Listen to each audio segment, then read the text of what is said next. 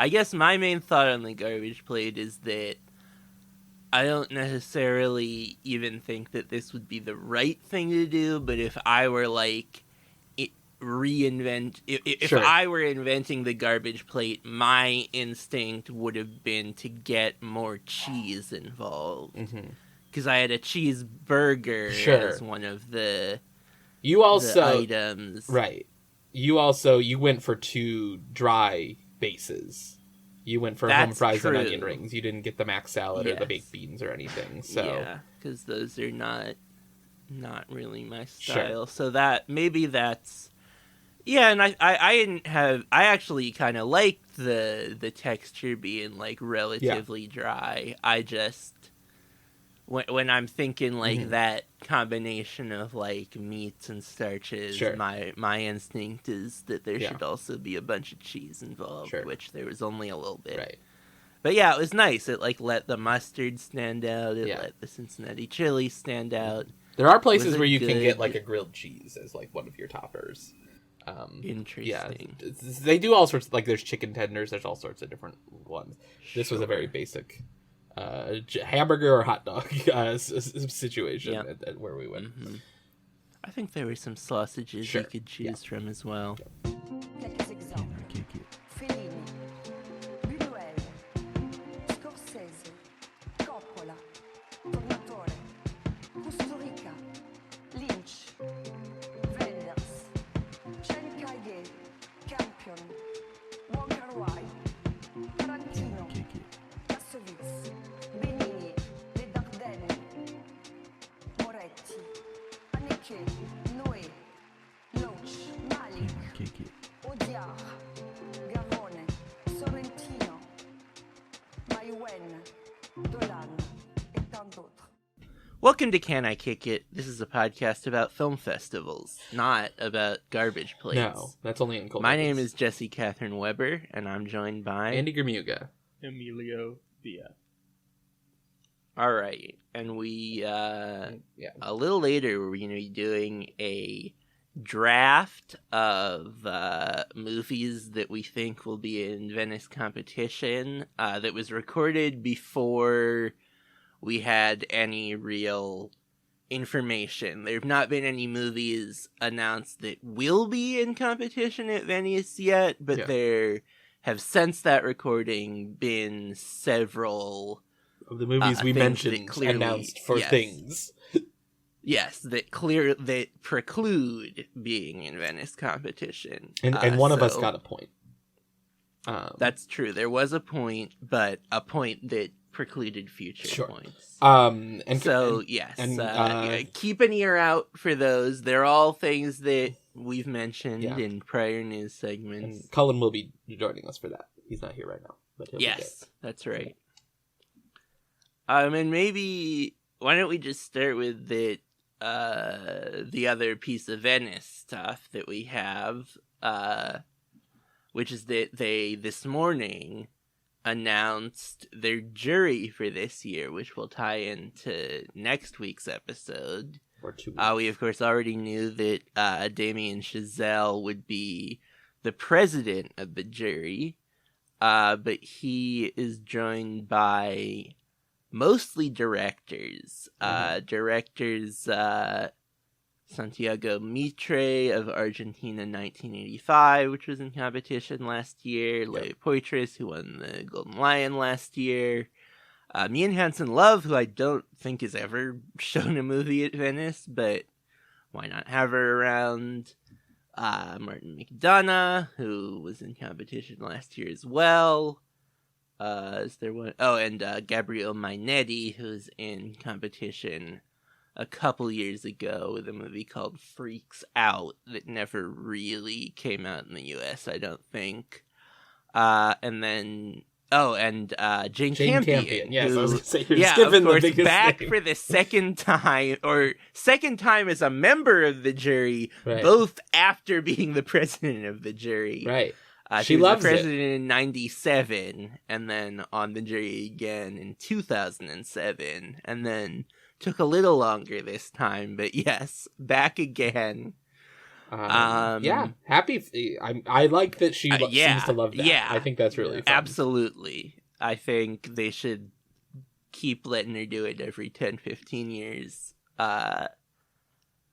Yeah, and then the two actors on the jury, a Palestinian actor, Saleh Bakri, who apparently both a film and theater actor, but not someone I'm particularly aware of.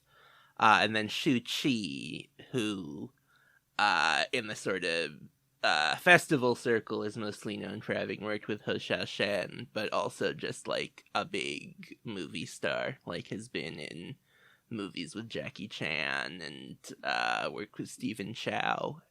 Yeah. So it perhaps notably missing big American actors. You usually have a few of those. We'll talk about American actors, I think, at some point. I don't know if they would necessarily be precluded from doing this. But then we have the Horizons jury, which the president of is Jonas Carpignano, who has been at Venice. I think he's also played in Director's Fortnight. A number of other people, including Kaler Ben-Hanya, who was just in competition at Cannes. And then the debut film award, the Luigi De Laurentiis Award, led by Alice Diop, who won that award last year. And then other people on that jury include Laura Citarella, whose movie Trenke Lauken was in Horizons last year, one of the best movies of last year. I got to interview her earlier this year.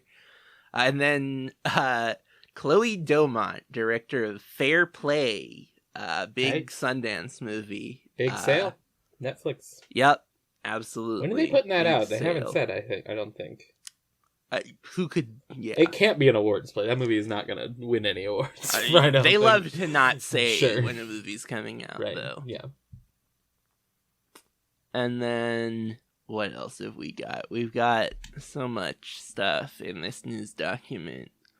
Let's do the real quick one. The Coen brothers, it sounds like, are going to make another movie together. We talked about it a few months ago when we were talking about The Man Who Wasn't There with our friends at the To the White Sea podcast. And Ethan did give an interview recently where he said that previously he had said that him and his wife had a trilogy planned, and that still seems the case, but he said that he probably will be making another movie with Joel before that. I would imagine that they will be back to not both being able to get director credits on it, because it took them like 15 years to get that squared away with DGA, and I have heard that the rule for that is that you have to be like an established pair who never make movies not together. And so I think the fact that they have made movies not together may mean they have to go back to just one of them.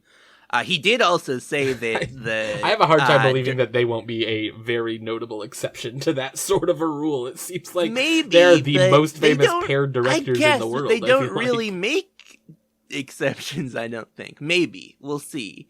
I mean, he did also say that the directing setup on Drive Away Dolls with him and his wife was very similar to what they've done, and they were like, no, she can't have a director credit.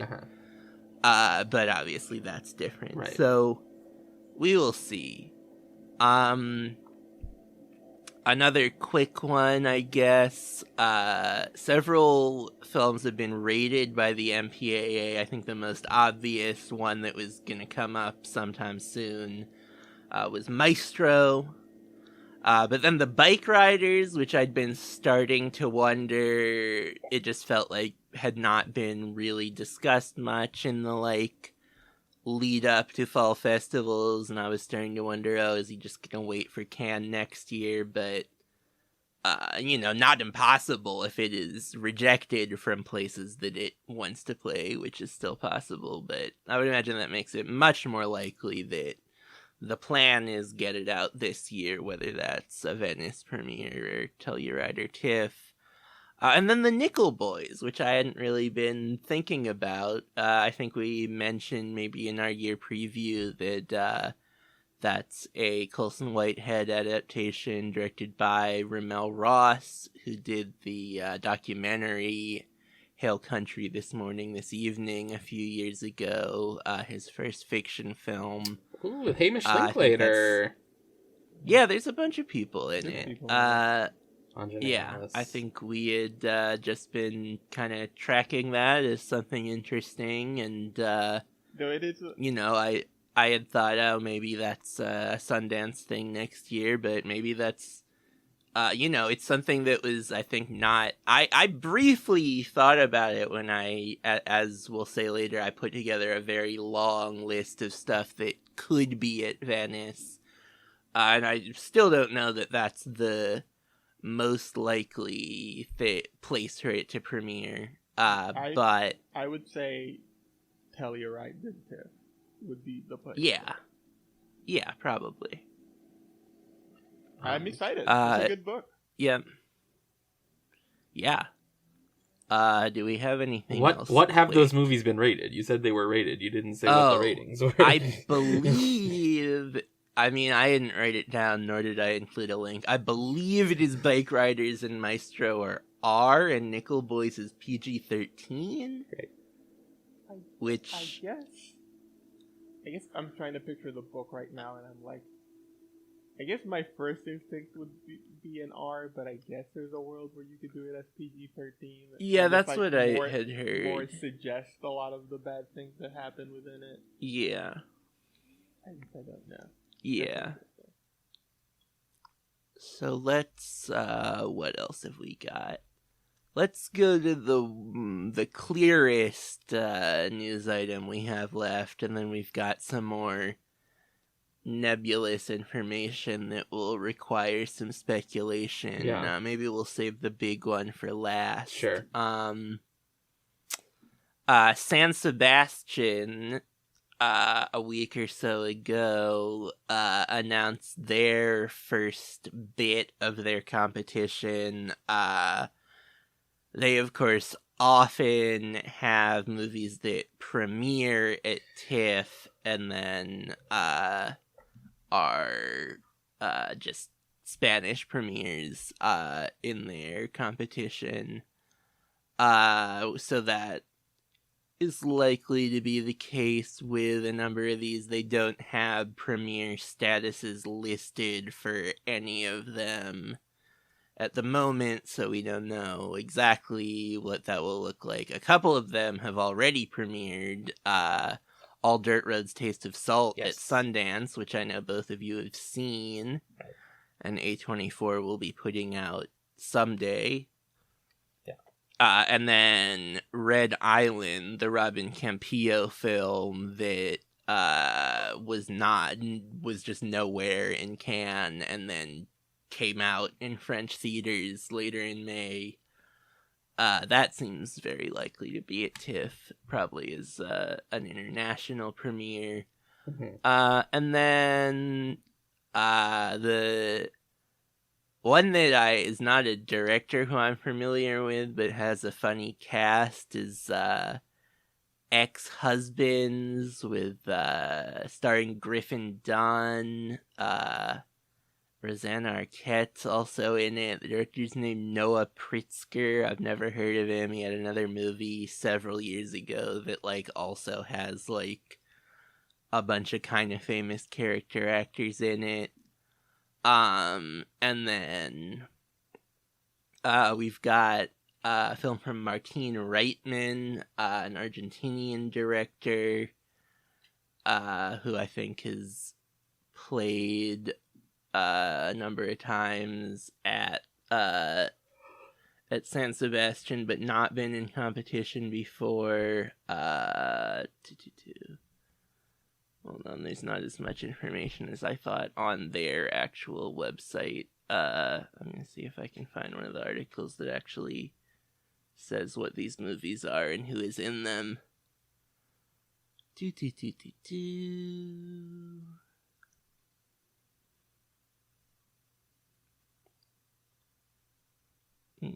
this will be... Yeah, maybe. Yes, this seems better. So then we've also got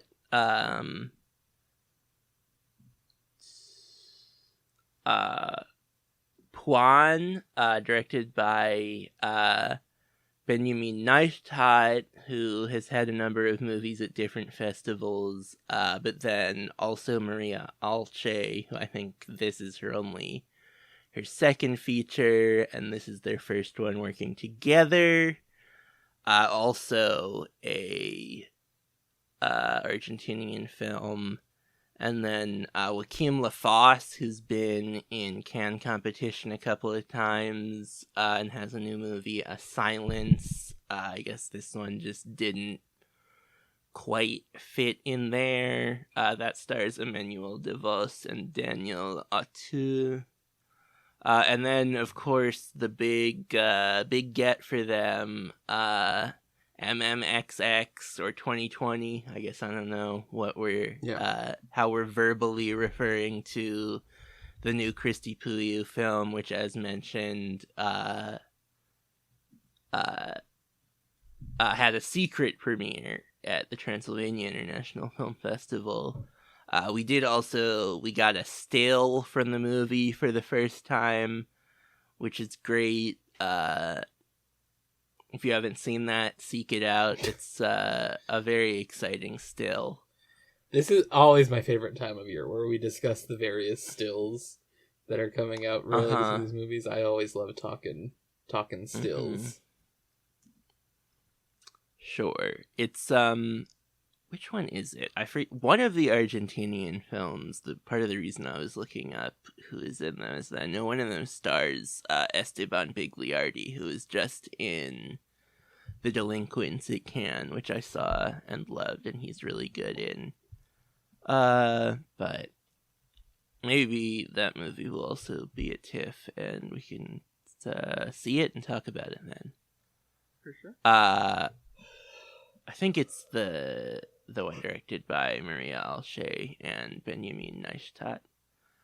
So, now we've got some news on festivals from earlier this year. I guess Berlin has announced that they will be condensing their lineup, which mostly will just consist of the sections being smaller. Right. But they are cutting out their most recent section, the series section, right, which is just going to be collapsed into the premiere out of competition Berlinale special. If there's a TV show that they feel strongly, they'll just throw it in there, and then also the whatnot. Sure.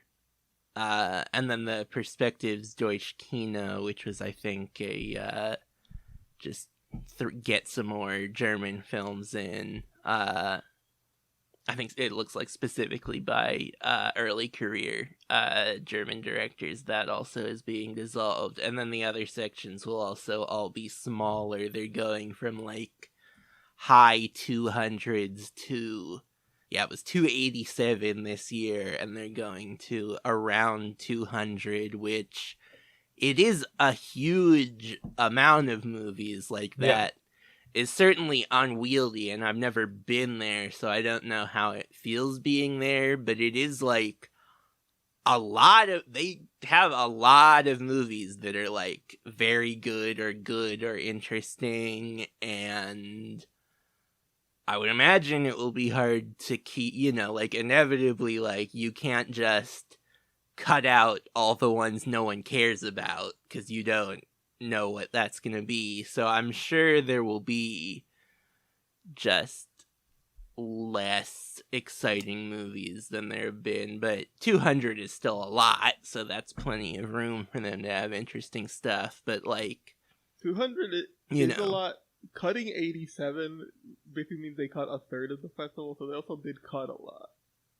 Yeah, it is. Yeah, it's a lot. And I'm sure as many interesting movies as they had. I doubt that they have like over 200 movies that like people are excited about. Yeah. Like those, especially those panorama and forum sections, like are huge. But like there's a bunch of cool stuff. Panorama is the one that like has the like lowest hit rate of like movies that 6 months later I will remember what they are based on the name. But and like it says all of the sections except for competition will be smaller, which is like Encounters is already small. I feel like that was like 15 movies this year. That's interesting that they would include that in the ones getting smaller when they have several very large sections. But, you know, we'll see how, you know, and like in general, it's not great to hear that a festival like that is not doing great financially, but... Right, and I guess we should say the reason they're doing this is like cost, like, because it sounds like attendance is still pretty strong there, like that they're still doing like pretty all right with that, but it is just like budget, like cost increases, and then like sort of a change in how government funding is working, as it sounds like are the two like main things that are causing this. That was in what they put out. I think there was another article where people suggested that there was maybe also some sponsor dropout. Sure, right, sure. Right. Right. They were like the tier of sponsors that they were able to get was sort of shifting. Sure. There's been like a big press narrative that it has been lower profile in recent years and like not as buzzy. And I think that's just because in like the American press, and I think that's just because like American press people go there and they're like, we've heard of less of these, there's less movies with famous people in them or by directors who we know. I still think they're doing quite well, and you know we did see a lot of turnover at some of those European festivals recently, and so it is good to see that despite them having to make some changes, they are sticking with Carlos Chatrian, who I think is doing a really excellent job there. And then Sundance, we got one of the more nebulous pieces of news, and a rumor. It's a rumor, and it's a rumor that they are they are denying, and that certainly Deadline we've seen in the last week is not above just like saying shit that is not particularly true for other reasons other than reporting things they think are true. But they reported, they sent out a rumor that Sundance was considering moving, which my immediate thought was like, oh yeah, that's maybe not the worst idea. I don't get the impression that, I think people like the festival and like hanging out with people, but I don't get the impression that anyone likes going to Park City in January, especially with the altitude stuff. The skiers, it just sounds like a nightmare. Like going. Yeah, sure, if you're also skiing, but yeah, it is just like, and it's like there's not other stuff in the town, so there's not any type of affordable places to stay. There's not really public transportation, it sounds like. And the two places they listed are Santa Fe, which I don't really know anything about Santa Fe. I think their big thing is that they have a movie theater right now that almost closed and was saved by George R.R. Martin, who lives there, so he seems like he's putting a lot of money into building up cultural stuff. Mm-hmm. So that's like, sure, that could be nice. Go to New Mexico in January. Yeah, and then the other one was Bentonville, Arkansas, where Walmart headquarters is located, which sounds also like not a place anyone would want to go to ever. Yeah.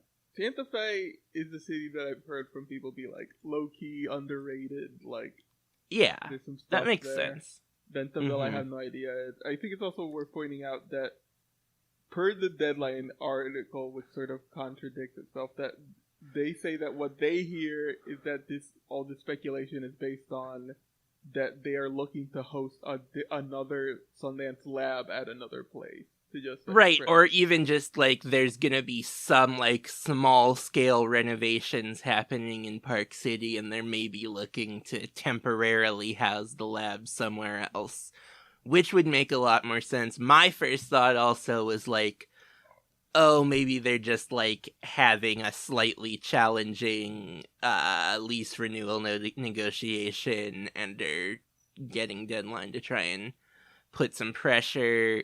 Because I do imagine, like, I've never talked to a person who lives in Park City, and I'm sure that it is somewhat annoying to, like, have the city get taken over for 2 weeks or a week and a half. But I'm also sure that it's, like, I guess there's other tourism stuff, but, like, still, I would imagine that's, like, huge for that city's economy.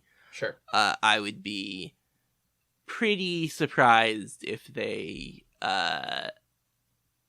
allowed them to leave, though. We've seen, like, I don't know, like, there's never been, like, that I know of, like, a film festival moving. Right. So many of them are named after the cities they're in. Right, yeah. We see it with, like, sports teams where, like, they try to get favorable deals out of, far too favorable out of the cities that they're in. And, recently we saw that fall apart with, the A's. So, very different situation. I would not imagine that, Sundance negotiations would play out in the same way. So I think ultimately not likely that Sundance moves, but wouldn't be I feel like we could use, like, one more big competitive festival in the United States in a new city and at a time of year that there isn't a big one. I feel like that's a space that could be moved into. Maybe the Can I Kick It Film Festival will finally come to fruition. What time of, like, when? Because I'm like, well, I guess there's, like, the Tribeca-ish slot. Right. Like... I think you could just do it in spring.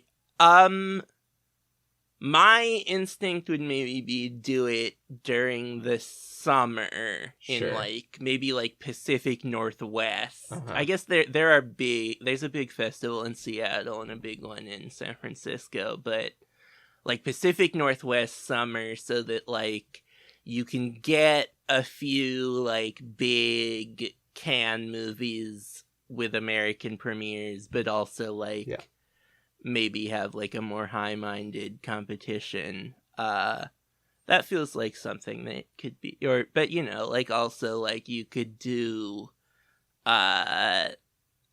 later, you could do, like, between AFI and Sundance, somewhere more moderate.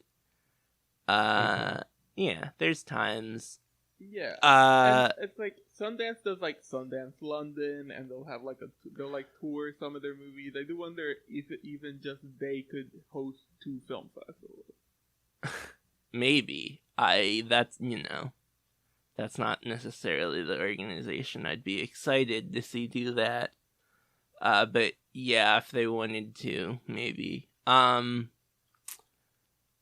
guess the festival that, is top of mind for most of us right now is TIFF, which we are planning to go to soon, and there's been nothing from them this week, which is somewhat interesting. The pace from last year, the early announcements, has been very much slowed, and we are recording Thursday morning, so it is possible that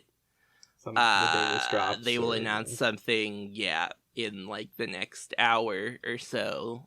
But yeah, that we had Les Miserables last week, and Next School Wins the week before, but nothing so far this week. And the big one is a week from now or 2 weeks from now?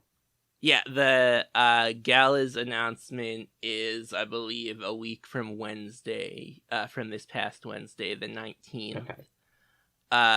So yeah, I don't know. They were definitely on a pace of like 2 a week. I don't think there was ever a week where they did 3. They did also just have more. I think it was like an extra week in between the first announcement and the galas and special presentations announcement. And I think that got kind of old last year, even though they ended strong, as we've said. So maybe, this probably maybe makes more sense as a strategy. It just feels a little weird in comparison to last year. And maybe speaking of TIFF, but also more generally, another possible reason why they are being slower with announcements other than being planned. Before we do this, that... there's also, we didn't mention New York also announced it. We haven't said. Oh, yeah. We should say that before we get into the big Oh, one. yeah, that just didn't make it into the doc. I just recalled, I saw tweets about New York. Yes, of course. Yes, New York announced that they will be opening with the North American premiere of May-December, the new Todd Haynes film.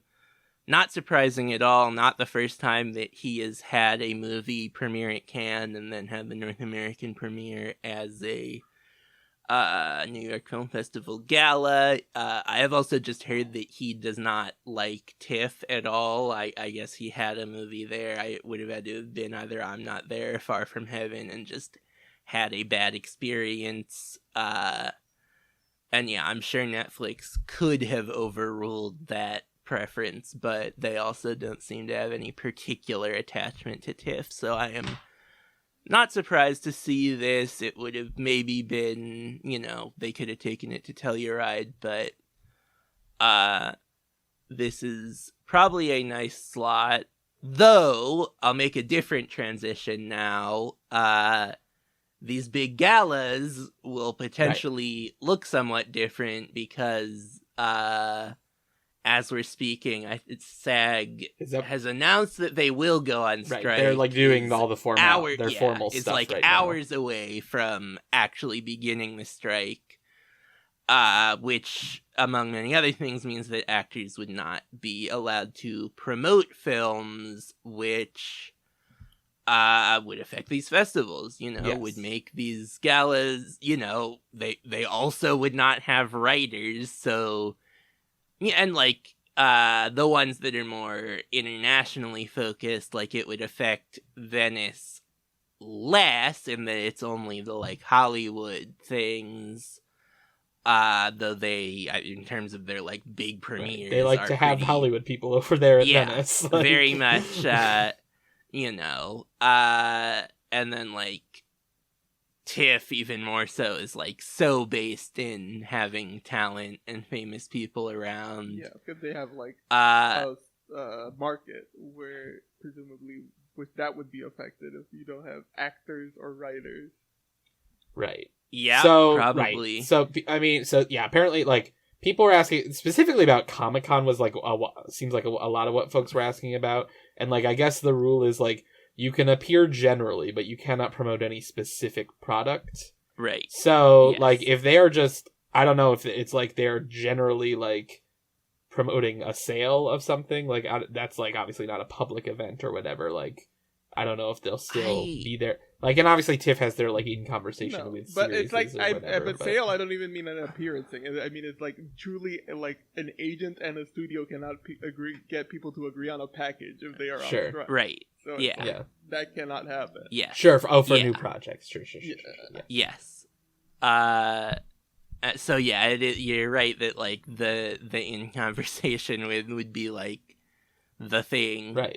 They're gonna do 80 of them this year. Yeah, there was also a thing. I did read somewhere that there is the potential for independent projects to have actors promote them if they agree to certain terms. They can get an exception, so you might see some more famous actors who are in an independent film be able to promote that and go to a festival for it. Right. Probably not like But specialty yeah. arms. Like it's not going to be like Focus and Searchlight. Yeah, stuff, right? not It's going to be like or true- even like A24 Right. or Neon. Yeah. I wouldn't think, but like the like stuff that like doesn't have distribution, Right. maybe.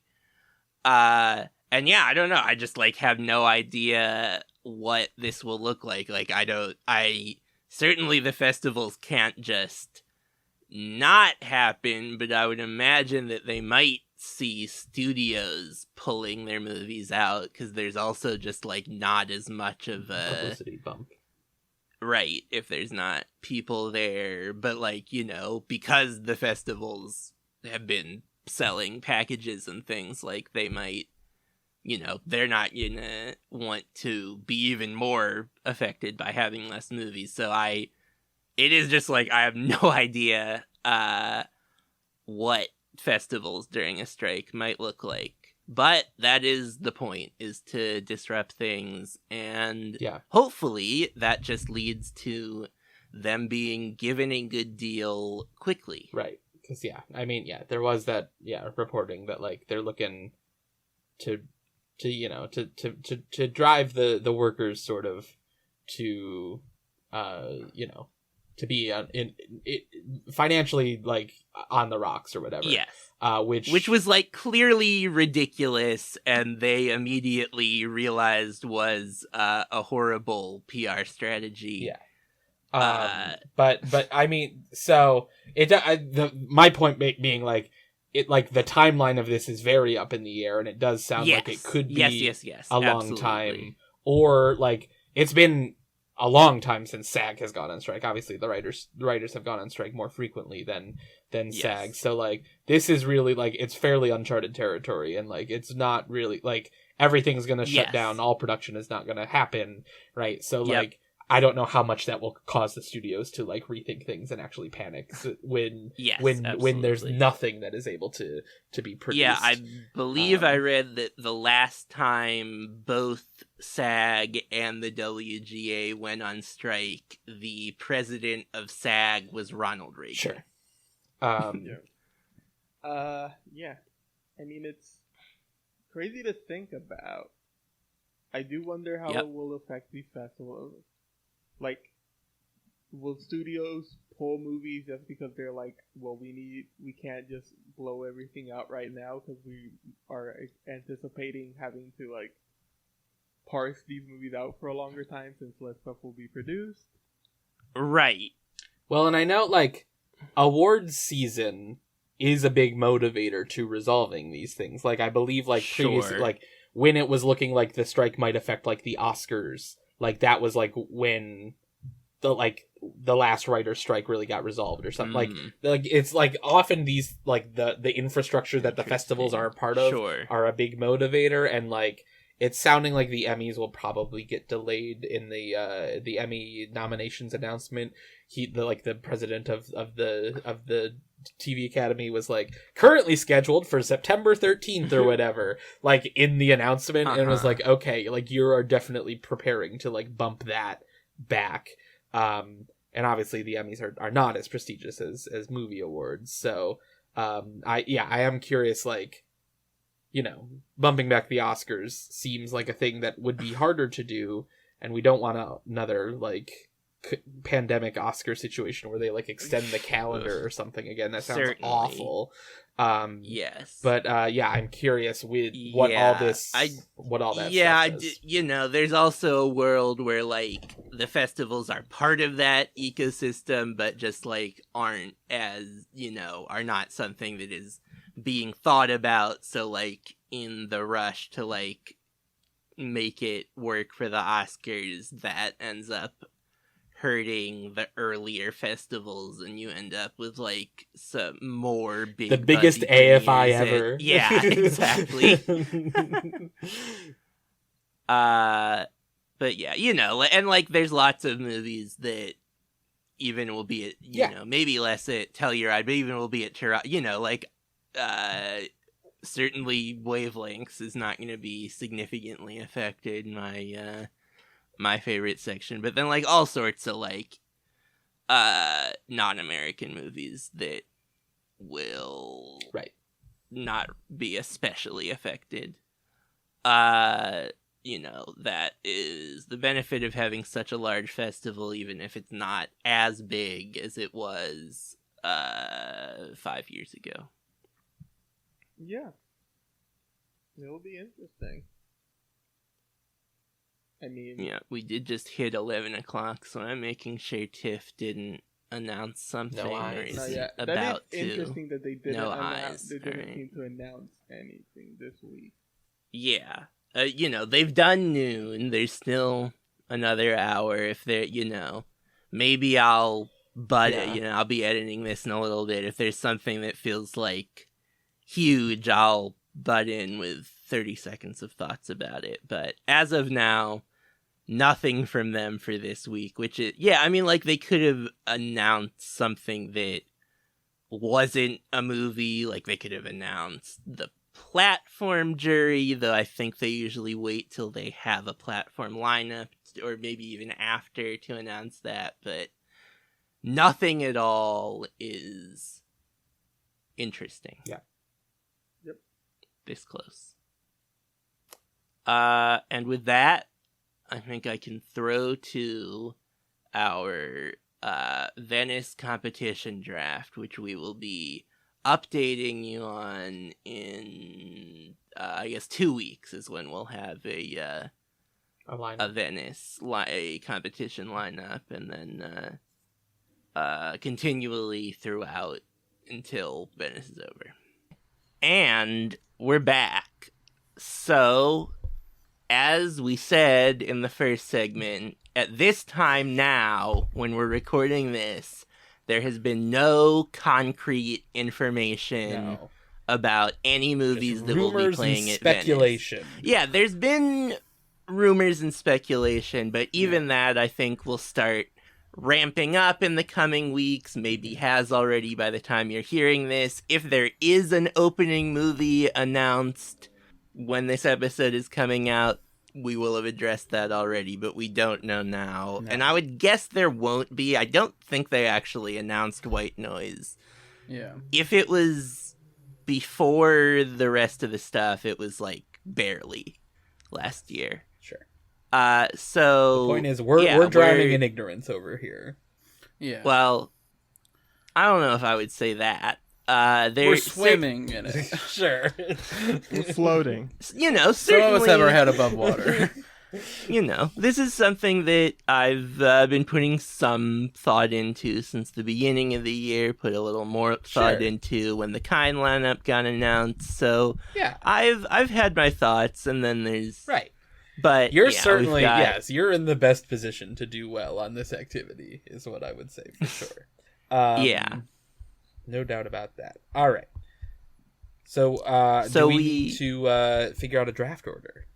Yes. We need to figure out a draft order. Let's go through rules first. We're going to have 10 picks each, so there'll be 40 films drafted. Though we did decide that we're going to give ourselves the opportunity to scoop up anything announced for competition that was not picked by anyone once that is announced. So we'll take care of that on the episode where we go over the lineup. And then I guess we haven't really talked about point values, but the ones that I wrote into the spreadsheet are: you get a point for the movie just being at Venice, and then a second point if it is in competition. And then the Mastroianni Award is also a point. The Volpe Cups, plural, Screenplay, Jury Prize, Director are all 2 points. Grand Jury 5, and Golden Lion 10. I don't know. How do we feel about that? I don't know how I feel about that. I don't know if we wanted a little bit more balanced, or if we're good. Right, how heavily it is on Golden Lion right now. Yeah. I mean, are there any stakes? We're not playing for anything really, right? We're playing to win. Sure. You're playing to be respected as a predictor and an expert, and to be able to talk with authority. Well, I seed all that anyway, but anyway. Winner gets to take a month off. No, I think that's fine. Like, Golden Lion is such a, like, you know... I like that it's that much, yeah. Yeah, it All right, should be cool. enough to where it's like... I mean, you have I- such low chance of predicting it that... It's true. Yeah, and I think I mean, I guess the only thing it means is someone could, like, swoop in, grab the Golden Lion winner in the supplemental draft because they have the first pick, and then... But that's... And also, like, I did a little bit of gaming out, and I think it is such that, like, if someone picks the Golden Lion but has a terrible team otherwise, they won't win, probably. You can make up the points with enough. I think Mastriani should be on Volpe Cup level, just in terms of how It hard... should definitely be more than one, I think. Yeah. With so then that would just mean it's 10 for Golden Lion, 5 for Grand Jury, and 2 for everything else. I like that. That makes sense. And I think there should be a point reduction if it's your secondary pick, you know. So like whenever we do the next round, I think the point reduction will be natural because I think we will no longer give points based on it being on the lineup. Sure, I guess so. Yes. Yes. Yeah. It's already in competition. Sure. You only get the award points. Sure. I think I'm ready to find out the order. Great. Are we gonna visit our old friend random.org? Certainly could. Me every morning. All right. My rate limit was exceeded on a random Topical, Colin. This episode's not coming out for a few weeks. Who knows if that'll still be a thing? Yeah, we're recording this before we know. who Trust knows? us. All right. Andy's holding up today's newspaper. The numbers I'm using are But it's tomorrow's based edition. on the. What's this? I guess I'll just use our first names in alphabetical order because we all know what that order That is is. acceptable to me. All right. I have drawn number 1, so Andy will select first. Number 1 again, so no. Come on, give me something other than 1. This whole Can you change the system's parameters rigged. to 2 through 4? That's a great suggestion, Andy. We've got number 4, so that means I'm picking second. Okay, now I need a hot corner. Now I'm gonna go 2 to 3. That's right. 3. Let's go. All right. So we are going Andy, Jesse, Emilio, Cullen. Great. Awesome. Should I kick us off? Are we ready? Without further ado. Yeah, go for it. Yeah, go ahead. Okay. I think my first pick, when I saw it on the list, I was like, yeah, that really feels like it's probably going to be a thing. I'm going to go Kevin Costner for Horizon and American Saga Part 1. Okay. I think it's going to be a big deal. I think it's going to, I agree. But maybe next year. Well, okay, so he did say... He really wants it there. Yeah, he said a few weeks ago, like, I really want this movie to premiere at Venice this summer. Yeah. I believe him, and I think they will probably be happy to oblige. Yeah. Whether or not he wants to be in competition or they put him there, who knows? That's how I'm playing this game. I'm sort of just like taking big bets. You just want to pick up those little single points wherever you can. Well, Have we talked about this a little bit, right? About the project? This movie? Yeah. Probably. Did we talk about it in a preview? I think we've mentioned it maybe a couple of times. Came up. It's he's making a 4-part Western series. It's the reason he is quitting Yellowstone, among other things, I think. The first one is done, the second one is in production, I think is where they're at. That sounds right. and Is it 2 parts or more than 2? It's 4 parts. It's 4 films. Great. And I don't know. I feel like it's gonna be a big deal. I respect it. Yeah, I don't think it's an unreasonable pick. Certainly, it would have been in a later round. Sure. In my. I did. How much thought I put into what things other people will want to take was not not deep in this for this one, but sure. I don't know. I think his stated desire to like get it in and like have it there tells me he's like really gonna work it. I think so. We'll see. That's my pick. Starting us off on that note. Moving on. And that puts me next. What's up, Cullen? You got something to say? You just you did say his desire to get it in, and it really kind of threw me off. Okay. I think Emilio said it before, but you're sort of the Tobias. I've been called the Tobias Fugue. Okay, I kick it several times. Yes. Sorry, back to the draft. Yeah, so I said, I think maybe before we were even all on the call, that were I to have the first pick, I kind of had two things that I was deciding between, and neither of them were the Kevin Costner films. Really? So I'm still deciding between two films. I think I'm just gonna... Yeah, I'll just go ahead and take the heavy hitter, especially because this is a movie that I'm not, like, 100% confident will be in competition, even though I think it will, but I feel like I can get in later rounds some, like, this'll be in there, even though I don't know if it's going to win anything. I will take Hayao Miyazaki's How Do You Live? Yeah. His first movie... In 10 years, he, of course, won a Golden Bear for Spirited Away. The Wind Rises 10 years ago was in competition at Venice.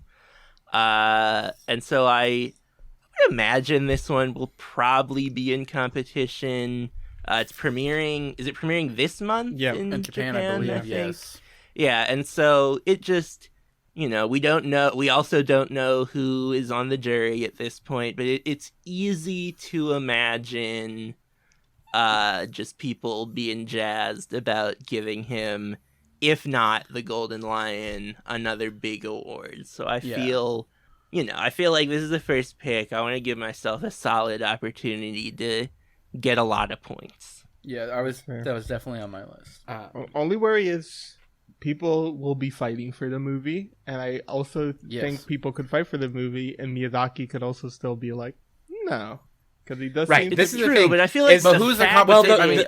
The fact that it will have premiered already in Japan, I feel like there will be less fighting for an international premiere than there would be for a world premiere. I feel like it might just play everywhere, and everyone will be fine with that. Well, the weird thing is, right, like, in the actual release they're doing, they're like, no press or marketing materials. Like, that is also the poster true. And nothing else. Like, that's it. And I feel like people were kind of trying to attribute that to him of like, oh, what a badass. He doesn't need to do any of that. And he said recently, like, I don't know about this. Seems like a weird plan. And I feel like if there is a point at which he might be like, okay, let's try and... get us something. Venice is the sort of, the European festivals are the most auteur driven, so it just feels like it would be easiest for him to just push to be like, let's get it in Venice. That's fair. I guess I have not seen like red carpets from like the Wind Rises there. I do wonder if he's like hesitant to travel and if that will make any sense. I feel like, I do think there's been like I don't think he went to Berlin when I feel like there's maybe a story about like he would have gone if they'd been able to give him enough notice, but they didn't. Anyway, we will see.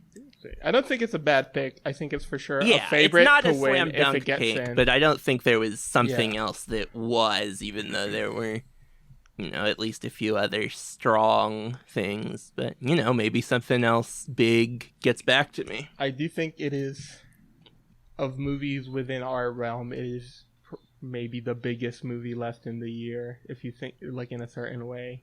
But certainly. Yeah, I guess it's my pick. Yes. Yep. A lot of different things I want to pick. I was just like, this could win. I feel like there's just like not an obvious winner on these lists. Sure. Like there may be. Yeah, and also like a lot of the things where I'm like, I could see that winning. I'm also like, but I'm not that confident that it'll be in competition. Yeah, and I think I'm gonna pick one of those kinds of movies, and then I will pick Sofia Coppola's Priscilla. Yep. Interesting. Mm-hmm.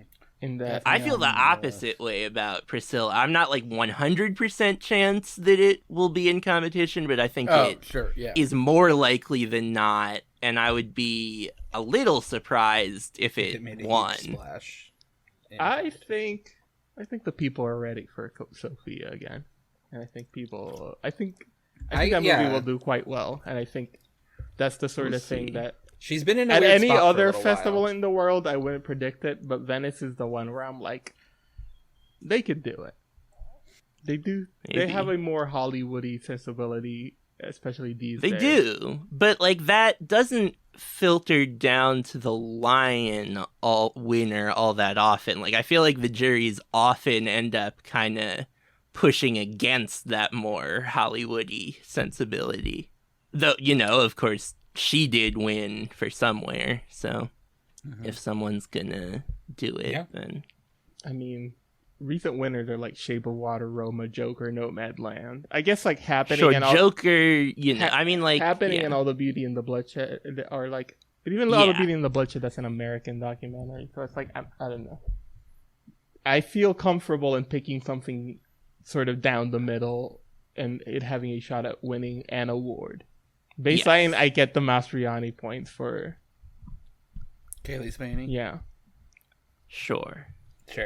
That feels like a good prediction. That's a good point. Yeah, for sure. Yeah. Unless there's some kids. Yeah, I haven't movie. there might be movies with like actual kids in them. I don't know off the top of my head. So yeah, Colin, big one. Coppola. Yeah. I guess.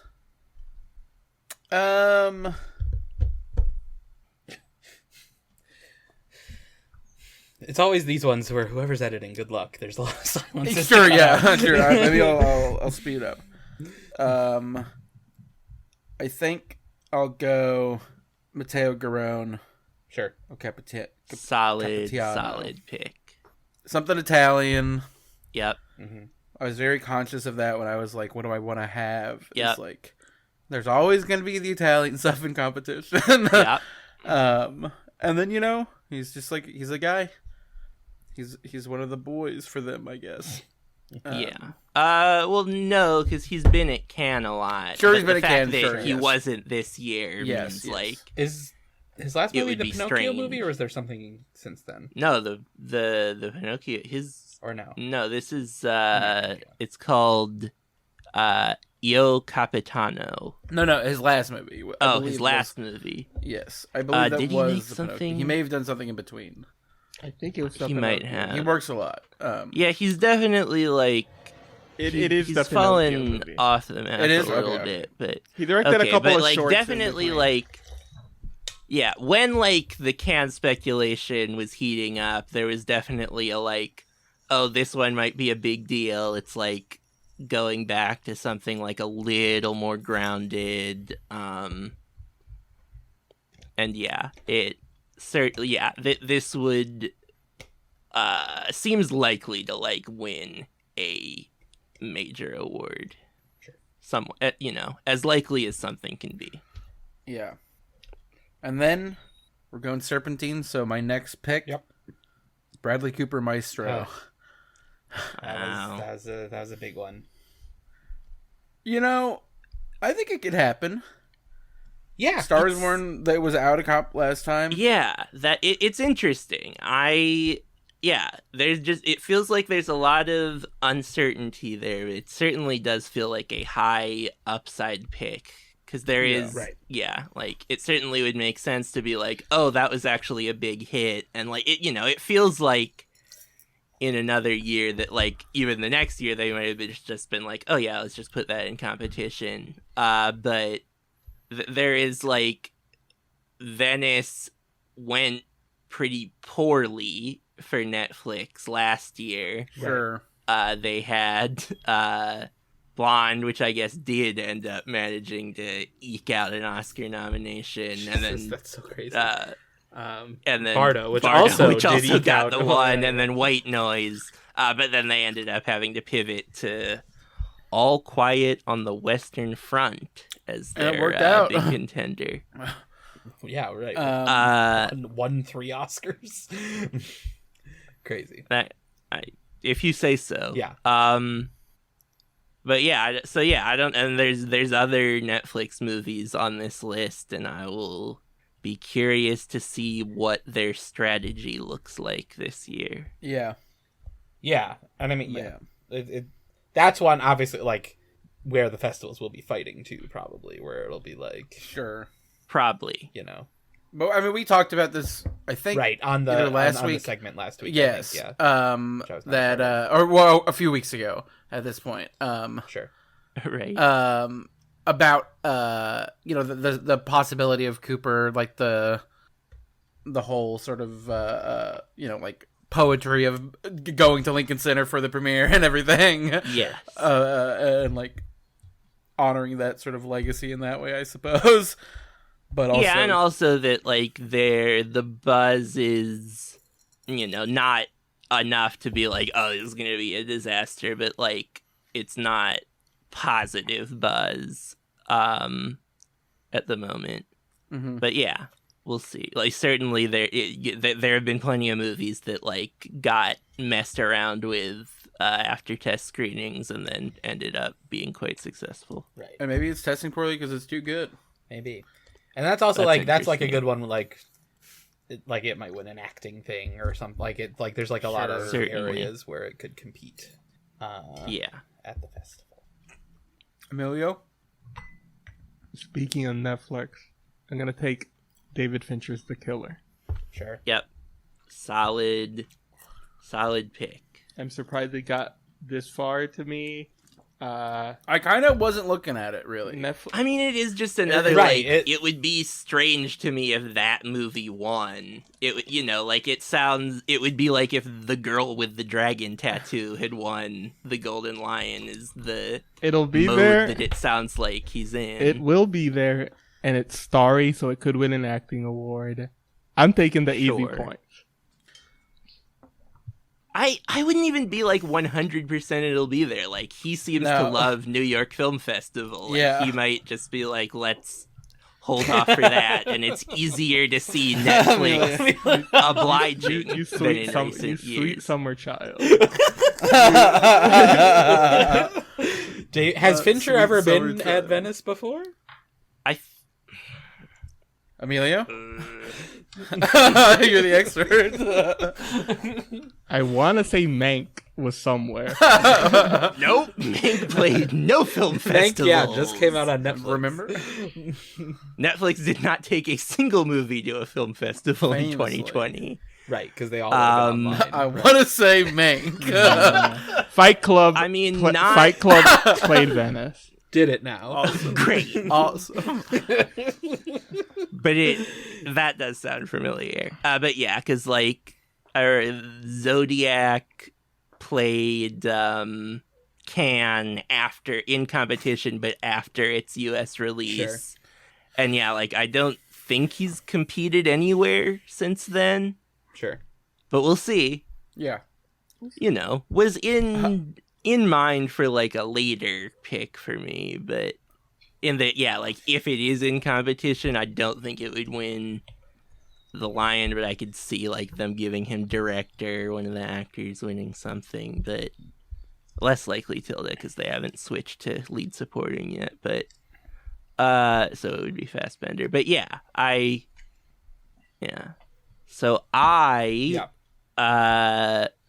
we've looped back, and I still have the other thing that was in my sort of top slots on the board, and that is Lodge Lee's film That was on my list. Les Indésirables. Yep.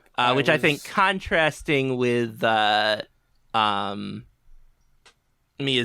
I am like pretty confident that this one will be in competition. It sounds like it only wasn't at Cannes because he didn't quite finish in time. His first film, of course, Les Miserables, was in Cannes, won, I believe, the jury prize, then was nominated for Best International Feature. Right. He also co-wrote Athena, which Romain Gavras won Best Director for at Venice, so he does now have that connection. And just feels like kind of a layup, like, you know, nothing's ever, like, guaranteed to win a prize, but, like, it feels like still when the lineup is announced, it'll be the most, like, oh, yeah, that's probably going to win something. Sure. Even if it's, like, maybe a little too, like, down the middle or obvious to end up winning the Golden Lion. I think that's a very strong pick. Andy? All right. I think, I have 2 picks and I have 3 in my head that I'm like, which one of them is the least likely for someone else to steal before it comes back around to me is sort of what I'm trying to figure out right now.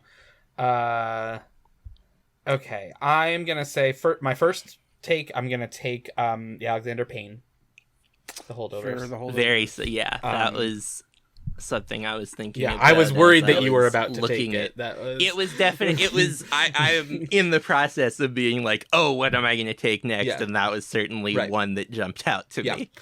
It played not in officially part of the festival at TIFF, but just to sellers at TIFF last year. Right. And inspired a bidding war, I believe. Like it was like a hot package, as they say. Not really a package because it was already made, but you know, that sort of deal. And it feels like they are gonna give it a full go of it. Like it has like a December release and stuff already, right? And there's buzz for Giamatti and all that sort of stuff.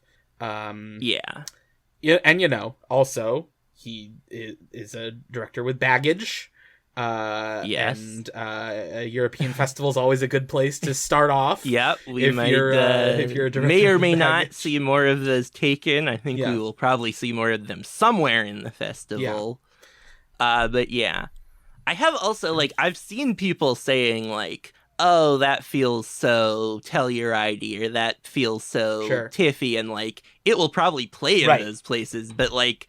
Alexander Payne competes at festivals, right? Because Downsizing was in competition, right? Yeah, Downsizing was in competition. The Descendants is the only one that I don't remember, but like Nebraska was in competition at Cannes. About Schmidt was maybe in competition at Cannes. It's like I would be surprised if it's not at Venice. It's because like Telluride was like, we gotta have the Alexander Payne premiere. We're pulling out all the stops. Yeah. Great. But, I don't know that he would necessarily even be amenable to that. And, also, there was a point at which it was looking very likely that it would be at Cannes. People were saying that it was the American movie that Fremo was most excited about. And I would imagine that the reason that didn't happen is that Venice made a commitment. Yeah. So we'll see, but very solid pick. And your third pick, Andy? And I'm gonna go for the Luca Guadagnino's Challengers as my next one.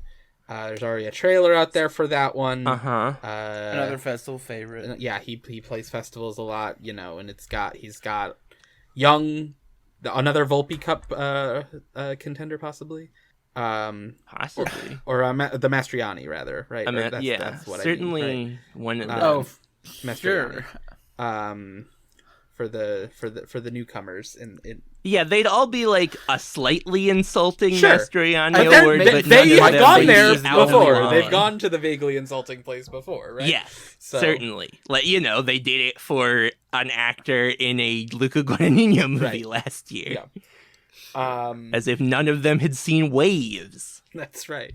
So that's my next pick. I think it's got a lot of the right elements to be to make a big splash in the canals of Venice. Whoa. But not a bigger one. Yeah. No, he's done that already. Been there, done that. Yes.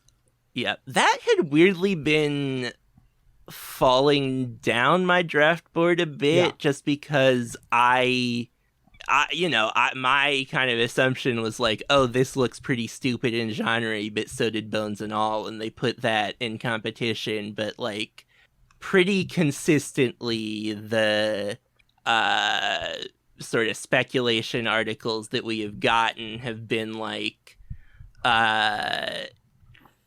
challengers will be there, but will be out of competition, which, like, the first time I saw it, I was like, that seems weird. Why would they do that? Right. They can fill one of their Italian slots with a thing with a big star. But the more I see it, the more I'm like, I don't know, maybe they just don't feel like doing it twice in a row, 2 years in a row. All right. I can definitely see it, like, out of comp. I feel like it's a safe, bare minimum 1 point. Right. Sure, yeah. All right. I feel like I want a little more upside here. I'm trying to think what's like another... maybe I will just go back to the well of seems very likely to be in competition and by a director who has won an award at Venice. And that would be one that maybe... Well, I almost could save this. I don't know if anyone else is going to take it. I'll just, you know what? I'm going to take my first Italian film. I will take Saverio Costanzo's Finalmente la Alba, who does describe what I just said of a director who has been at Venice before and won awards for his previous film, which was Hungry Hearts, which won 2 Volpe Cups. So that would be a big... coup for Adam Driver and Alba Rohrwacher.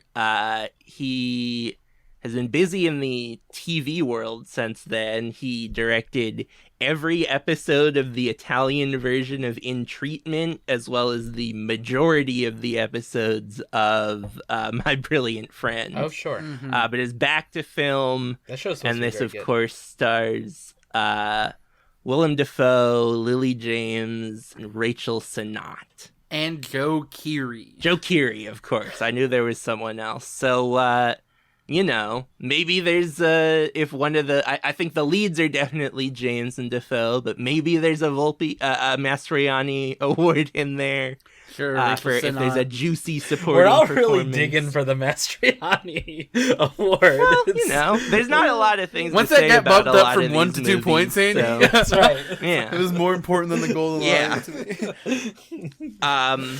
So yeah, and also like, seems like something that people are just saying like, yeah, this will just be one of the Italian movies. Like there's others that like seem fairly strong, but this and Garoni are like the 2 strongest of the Italian movies that I feel confident about being in competition, even though it's maybe weird to feel that way about a movie with that cast. It is, it's like a 50s period piece about Italian cinema.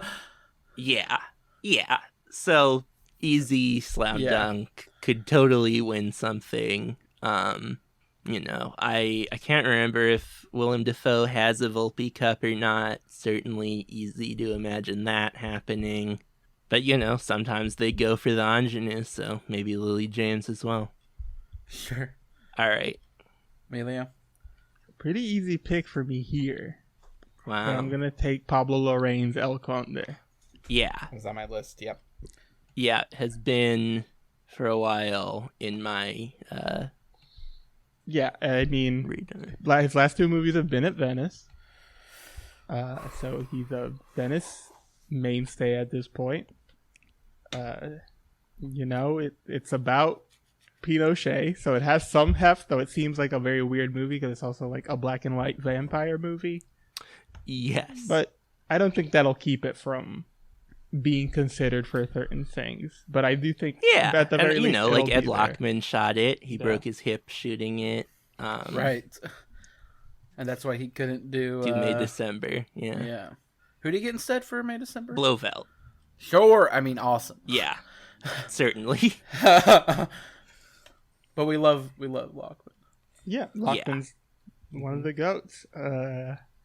And yeah, this just seemed like a very easy pick for me. I figured I could hold on to take it like in the third or fourth round. I feel like we were sort of circling around it now, so I feel like yeah, if it had made it another round or two, I certainly could have taken it. Yeah. It's probably in the like top. It was probably in like the top 3, 4, 5 on my board at the moment. Not that I have them firmly ordered. Sure. Colin. With my next pick, I think I will go with Frederick Wiseman, The Family Business. Mm-hmm. Interesting. Yeah. This is his restaurant documentary. Yep. Mm-hmm. Which everyone is excited for. And Wiseman, we talked about it on the previously mentioned news segment in our Asteroid City episode about what was going to be at Venice, maybe. And I think it's just he's one of the guys that'll be there. He's one of the boys, as I like to say. Yeah, I think Will probably be there even if it's not in competition, and if it is in competition and they happen on like a slightly higher broad jury, easy to see them wanting to give Wiseman a big award. Yeah. And it's food season. So true. Everyone loves when the is menu. It not food season? Everyone loves the bear.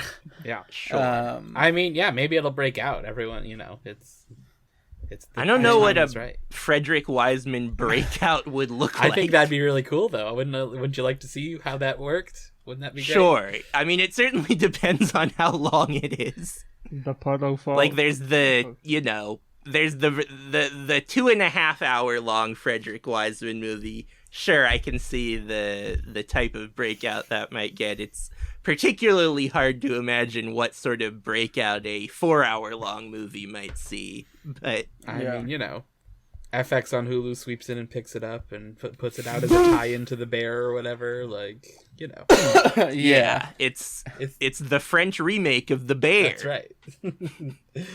And then for my next pick, I'm torn. Yeah. Between two, and there's one that I would want to pick, but it could be just they've already decided it's next year, and it won't make. I'm trying to remember if I threw any of those in there. You did tell us there were decoys in this master list. Yeah, there's no hard decoys, but there's some I'd be pretty surprised if this were in competition. But I think I'm going to pick Bertrand Bonello's The Beast. Yes. Well, they haven't decided that it's next year because, as we talked about last week, he said at a Q&A in advance of Coma playing at the Lightbox a few weeks ago that The Beast will definitely be at TIFF. But he didn't say premiere, so that was not the pick that was that might come out next year. I went with the alt. Oh, sure. Yes. Okay. You're so just naming another movie that you're not picking. Yes. Sure. No, I am picking The Beast. Yes. Oh, I see what you mean. Yes. Right. You had two picks. Great. Right. Okay. Leia Seydoux and George McKay, based on a Henry James novella, the dynamic Beast duo in the Jungle. I was just gonna maybe start reading the novella, but we got caught up in something else. Yes, but it's like a sci-fi story, unfolds over 3 periods: 1910, 2014, and 2044. Yes, which is not. It's very loosely based on the novella because that's not what the novella is. Sure. I believe what the novella is it's about a guy who meets a woman and is like, I've never told anyone else this before, but I think something very important is going to happen to me, but I don't know what it is. And she's just like, yep, I believe you. That seems right. Yeah, George McKay pulling on his experience in the movie Wolf to be in the movie The Beast. Sure. Yeah, very excited for this. No idea whether or not it will play at Venice, but Great. Yeah, we talked about it last week, I'm sure. Emilio? Back to me. Yep. I'm taking Ferrari. Uh-huh. Someone was gonna do it. It wasn't gonna be me. Yep. Yeah. At a certain point, I'm sure it would have been me. I would have probably taken it. Yeah. Listen, might I win this by taking 10 1 to 2 point movies? Certainly a way. possibility. Yeah. But sometimes you just gotta get on base. Luis Arias. Yeah. Mm-hmm. Your money ball. Yeah, Luis Arias, he's still probably not going to win the MVP, even if he does hit 400, but he's an exciting guy. Just like me, an exciting guy. People have been talking about it playing Venice for a while. Obviously, it's Ferrari. Yeah. It has the Italian connection. Yeah. Where it stands on being released and owned by a distributor that can functioning distributor, right? Yeah. Yeah. But I feel like that's even more reason to go to a festival. For sure. Yeah. Talk to 100%. people who can figure it out. Yep. Yeah. Awards people love Driver always. Oh, you could obviously see him winning some sort of Volpe Cup. Yeah. Though obviously he's won a Volpe Cup before, and I don't know how disqualifying that is for people. Probably. I doubt that most of the people on the jury usually know those things. Sure. And, certainly there are people who have won multiple acting awards at the same festival. So, yeah. Yeah, Ferrari. Vroom, vroom. Yep. Solid. You've also, of course, got I don't know if Man has premiered a movie at Venice, but they picked him as the jury president years ago. So, yeah. Seems like a solid pick.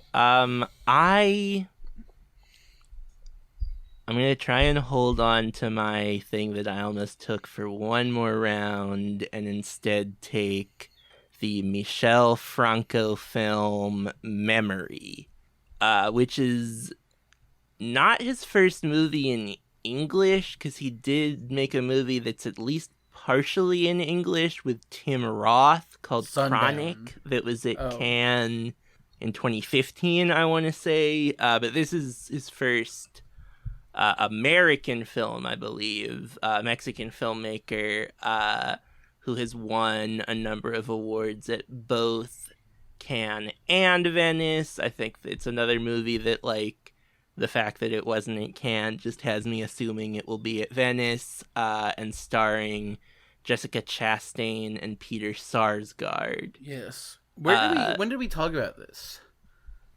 I'm sure it's just I might have mentioned it when it was announced it was happening. I might have think brought it up in a showed Cannes up episode. in our Cannes bracket, maybe. Oh yeah. I put it on there. Yes. I'm sure.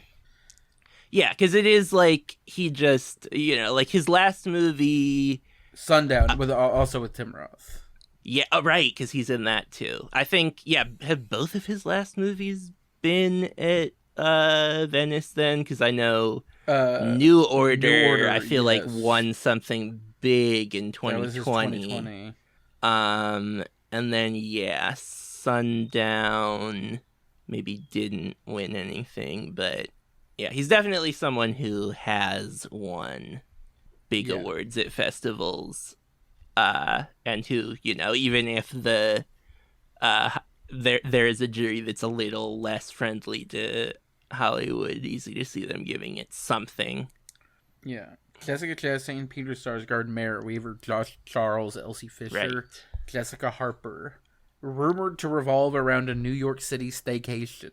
Right, they've been pretty secretive about it. But yeah, they have, it's a fun cast. I have not seen any of his movies. He is not someone who seems to generate a lot of excitement from most film critics I read, which is why I've seen none of his movies, but does generates more excitement among film festival juries generally.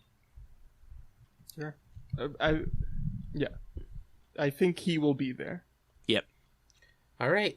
Next up, I am going to take my bet paid off, and the one that I was like, this one will probably stick around if I give it another round. It's still there. I'm going to take Yorgos Lanthimos' Poor Things. Sure. Heavily already rumored to be there, right? It's would be surprising if it weren't. they're marketing it already. It is coming out early, so like it doesn't have a ton of festival options before it comes out. And they love, they would love to have Emma Stone and Mark Ruffalo at that festival. Yep, absolutely. So that's my next pick. I heard that this may be apocryphal, but they're upping security, so Harry Styles doesn't spit on anyone else. What? Why is he gonna be back at the festival? This is just what I've heard. What does that have to do with? This is just a They just don't want it to Why happen. are you saying this now? What do you mean? We're talking about Venice. Sure. Okay. But like Harry Styles is not in Poor Things, right? Like I don't. No. Yeah. I just am letting you know. Okay. I'm very confused. All right, and then my next pick, I will take the Andrew Hay, Strangers, which he hasn't made a movie in a while. His last movie was Lean on Pete in 2017. Which was in competition at Venice. Right, yeah. He made a TV show. He made an right? AMC Plus series, yes. The North The Water. North Water with Colin Farrell. And was there also a Looking movie? There was a Looking movie, but that was before. That was before. They did 2 seasons of Looking, and then when they canceled it, they immediately made the movie. Okay. So yeah, I mean, I've weirdly not seen Weekend, but I love Weekend is the one of his I like. Yeah, I love 45 Years. I liked Lean on Pete. And I did watch all of Looking. Not sure how I feel about it. It's been a while. It was, people. I guess there is a reason people aren't going back to it the way they're going back to Girls, which was its time slot companion. But this new movie, it's got Paul Mescal, Anders Scott, Claire Foy, Jamie Bell.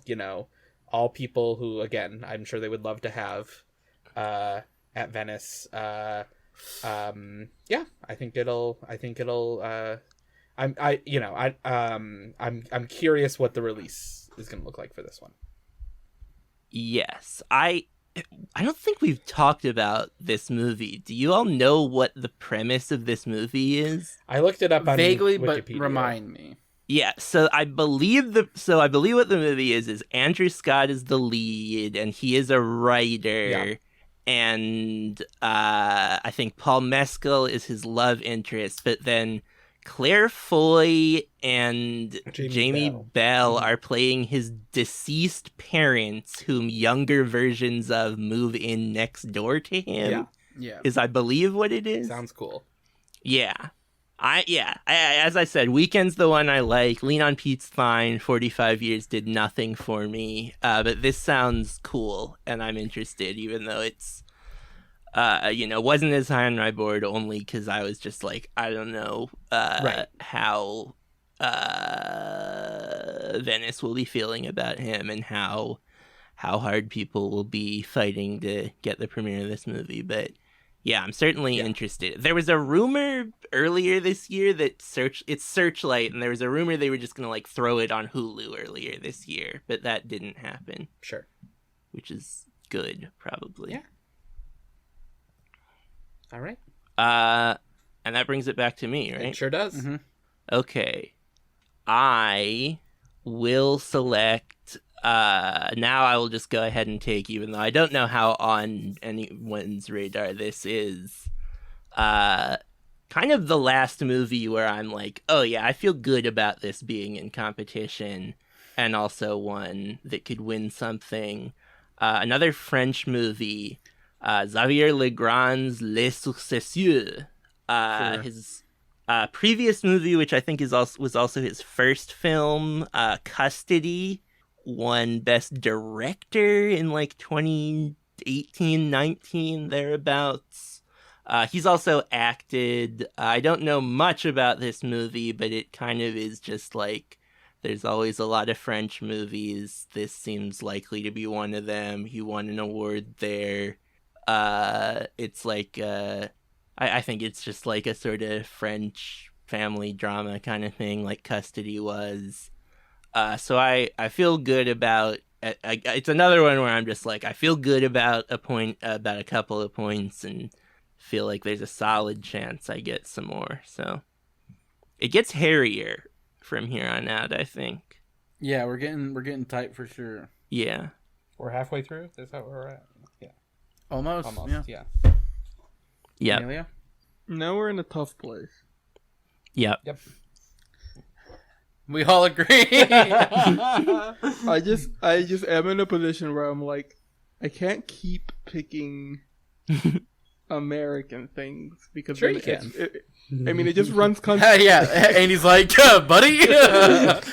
Guess what my strategy is? I mean, it just keeps throwing more things into my lap, is what it does. And the thing is, where, like, it runs like my strategy is just picking a bunch of movies that I think for sure will be there. Sure. Yeah. And the more American movies, you're just like eventually that you're Yeah. cannibalizing each other. Yes. Yeah, like as many as you can like think like, oh yeah, that makes a lot of sense to be at Venice. At a certain point, it's around like halfway where they're like, we got to stop putting more movies in English in competition. Yeah. It's tough. You know what? Hong Sang-soo. Sure. Wild card. Sure. He's not He's really. never been at Venice. He's been. Yeah. Exactly. That's He's been in 2014. almost one of the decoys. He was where? I think he was at Venice Last in year? 2014. 2014? And I think there was maybe Okay. another year where he was there. I did slightly look it up because I was like, he doesn't seem Sure. like a Venice guy, but I'm sure He's not, yeah. But I'm sure I he- mean, he's Yeah. got such a strong relationship with Lim in New York right now. that- Right. And also, like, it wouldn't be unusual for him to have a third movie, but it's at the point where we, like, just stop assuming that there will definitely be another movie. Yeah. Yeah. But at this point, I mean, I'm just like- I respect it for sure. I'm just like, Hong Sang-soo will make something. It'll be somewhere. Would I pick Venice as the likeliest place for it to be rather than TIFF or New York Or Yeah. Locarno. or Locarno? Yeah. I mean, Locarno, I would take Venice over Locarno. I don't know that he's been at Locarno since Yeah. Chatrian left. That's true. Yeah, sure. And he's got the Berlin relationship as well. Yeah. So I'm just going to take that. Sure. Yeah. I guess we didn't say they're two. I did put together a list that was not you can only take movies from this list, but just like here's a bunch of options. Yes, yeah. And almost all of them are a specific movie, and the two wild cards I left are if there's a Hong Sang-soo movie, we have no idea what it Well- will be titled, and then the other one I threw in. The movie's is, not called Wild Card. I see. No, the movie's not Wild Card because there's another director who's listed, and then the title is Wild Card, which is Wong Bing, who when Youth was announced for Cannes competition, it has the spring subtitle, and I think there is talk that there are two other parts to Youth, because I think Youth was like a project people knew about that was going to be like 10 hours, and what premiered at Cannes was 3.5, so Yeah. there is more, and there have been certain, it could do the like 3 colors Ulrich Seidel Paradise thing, but I don't know how much, we will see if anyone wants to take it, because I don't know how much we can depend on Venice actually being interested in participating in that. And we should say, so this year so far, Hong had In Water at Berlin and In Our Day in Director's Fortnight. Yes. But I believe he's already said he's working on one thing, and also recently it came out that he and Isabelle Huppert are reuniting Yes, I for heard another about that. thing. So there's at least 2. I mean, he obviously works so much, but Yeah, as I said, I would not be surprised if there were another movie this Sure, year, yes. but I am no longer treating it as a foregone conclusion, Yes. as I probably would have after In Water. yeah. All I right. think I am going to take Mm-hmm. DK and Hugh Welchman's The Peasants. Mm-hmm. Solid pick. These are the people who made Loving Vincent. Yes. So it's another adult animated film. Yeah. Paintings is their thing. Right, they paint movies. Yeah. Yeah, this movie has, been in production, like, since Loving Vincent came Sure, out. Yes. takes a minute. And, Yeah. I believe... But yeah, the buzz is that it is done. This is certainly not a decoy, and feels like... I have heard some, like, oh yeah, this might be they might be in competition at Venice this time. I can't remember if Loving Vincent premiered at Venice or TIFF, but... Yeah, it was just it sort of popped on my my radar. It's an adaptation of a novel about a early 20th century Polish peasant woman who creates havoc by marrying an older rich man. But yeah, it just felt like a safe bet. And then for my next one, I could return to my sort of my guess, or I can I think I'll take Jeff Nichols' Bike Riders. Yep. Yeah, that was also... I was just thinking, maybe I take that next round. No longer. We talked about it. We thought it would be at Cannes, maybe, because he's got such a strong relationship with them, but it's the new Jeff Nichols. Austin Butler's in it. Who else is in this cast? Hardy's in it. Yes. Jodie Comer. Right, Jodie Comer. And I know they're like showing it already, so I think they're ready for that one to come out. Yeah, and again, like, certainly because he has been at Cannes is ahead of, like, other American or English language directors who have not competed at Venice before. And it's not only Cannes. I think Midnight Special was at Berlin. That's possible. Yes, I believe that one did come out early in the year, I know. Yes. Back to Emilio. Oh, sorry. No, I don't think I have anything else to say. Once again, looking at these lists, trying to think of stuff.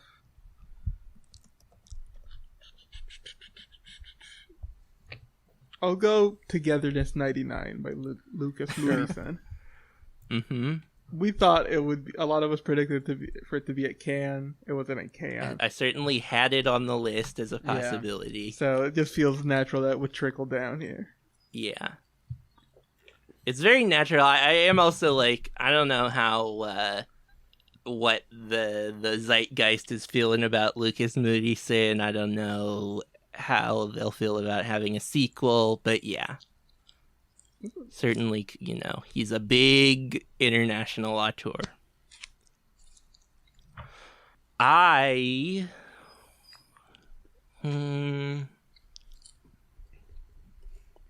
will take... Yeah, I guess I'll just go ahead and take Adam Agoyan's film Seven Veils, which it shot this year, I think, but early, and I think he usually works on a smallish budget. It stars Amanda Seyfried, who he's worked with before, and he's just like continued to mostly be in Venice competition with a sort of run of like movies that no one really cares about. So it's maybe he maybe took a little break, but it makes sense that they would have him back. And if it's a little bit of a comeback, even, you can see how a jury might want to give the movie something, even if it's very hard to see it being like a big lion contender. Yeah. There's obviously the TIFF connection with Agoyan. Yeah, because he's Canada, but yeah, mostly hasn't stopped his movies from being in competition at Venice or Cannes. Andy? All right. 2 picks from Andy coming right up. First off, let's say... Are you working at a diner? Yeah, I was to say. I need fries, flapjacks down. No peppers. Repeat, no peppers. Okay. Okay. We need to speed up for sure. I'm trying, all right? If I'm going to get guff for my Harry Styles spitting on someone joke, and you're allowed to say that about peppers, how fucked is our society? Not very. Would you believe that before you said that, I was about to just repeat the Harry Styles joke verbatim? I would have laughed, because frankly... Yeah, certainly, I believe that. J.A. Bayona, Society of the Snow. I think this is a solid pick. It's a Netflix movie. It's a Netflix movie. It's him making another movie in Spanish, right? Yeah. Which, so he's like been in blockbuster land for a while. Yeah. He made the second Jurassic Scary World movie, Stories. and he directed like a bunch of the Lord of the Rings series on Amazon or whatever. Like he was like A Monster Calls. Right. But you know, Netflix is like probably gonna wanna like it feels like it's like a big production. They shot it over a year ago and like they've been in post for a while, I think. They have like it's like a big effectsy movie, I think. So it's like a big ambitious Giacchino's doing the score. It's got a lot of interesting elements combined, which makes me think like, yeah, Netflix will probably try to push this for some stuff. Yeah, and so that's, the moment I saw someone like during like a conversation about just like what are the things Netflix has, and someone brought this up, I was like, oh yeah, I can see the path for that being what ends up being one of their bigger Venice submissions. Right. It's like a real life story about a flight disaster. Yeah, is it a soccer team on the flight? No, No, I don't this get is that. not There's obviously the famous soccer, Right. thing. Right. It's like Alive. Is that the movie that got made based on it? I don't know. Maybe it is. Yeah, because it might be. Well, maybe we'll hear more about this movie Maybe. at a later date. all right. And then another pick from me. I will say the Emerald Fennel, Saltburn. It's one that I think people are gonna push. Like that, the people behind it are like, I've heard it mentioned as in like awardsy conversations and stuff. Who's putting it out? Who is putting it out? That's a good Isn't it question. Amazon? Right, I think it is an Amazon movie. Yeah, which I don't know what they're. That's kind of the thing that gives me the Right. most pause. Like, I agree that, like, I could see this kind of being, like, buzzy and hot buttony, and them being like, oh, we can get this into Venice competition, whatever, start the discourse off. Right. And maybe in a slightly more charitable Sure. location to discourse. Right. But yeah, Amazon's what makes me more be It's like, Amazon That's the MGM, thing. who are the people who put out Bones and All, which was that competition. oh, Sure. okay. Yeah.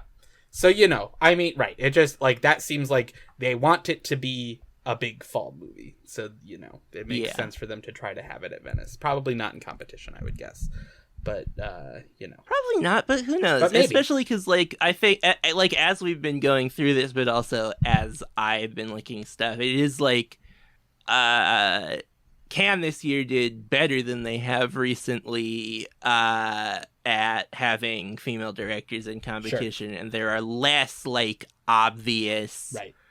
for Venice, like, beyond, like, Coppola and, like, there's Sure. a few other Yeah. I hadn't thought about that angle. picked, but yeah, that is yeah. a good point. all right, that brings it back to me. I will take. You know what? I'll just go ahead and I put this movie on the Cannes bracket, and my memory of you all listening to it is that you kind of like low-key scoffed at it, at least at how high I had put it. And like, I get it. Like, it would be very strange for Radu Jude to win the Golden Lion, but also like, it was very strange for Bad Luck Banging or Looney Porn to win the Golden Bear, even at a festival that is much more open to, like, strange stuff, which just makes me be like, he's got some kind of juice. Maybe this movie, Do Not Expect Too Much from the End of the World, is just waiting for Berlin again next year, but I don't know. There's not a lot of people left who I'm like, I can see some solid upside here. So I'll go ahead and take the upside where I can get it. Mm-hmm. Sure. Well, I guess the other thing is he won that Golden Bear under very weird circumstances due to the makeup of that jury. Sure.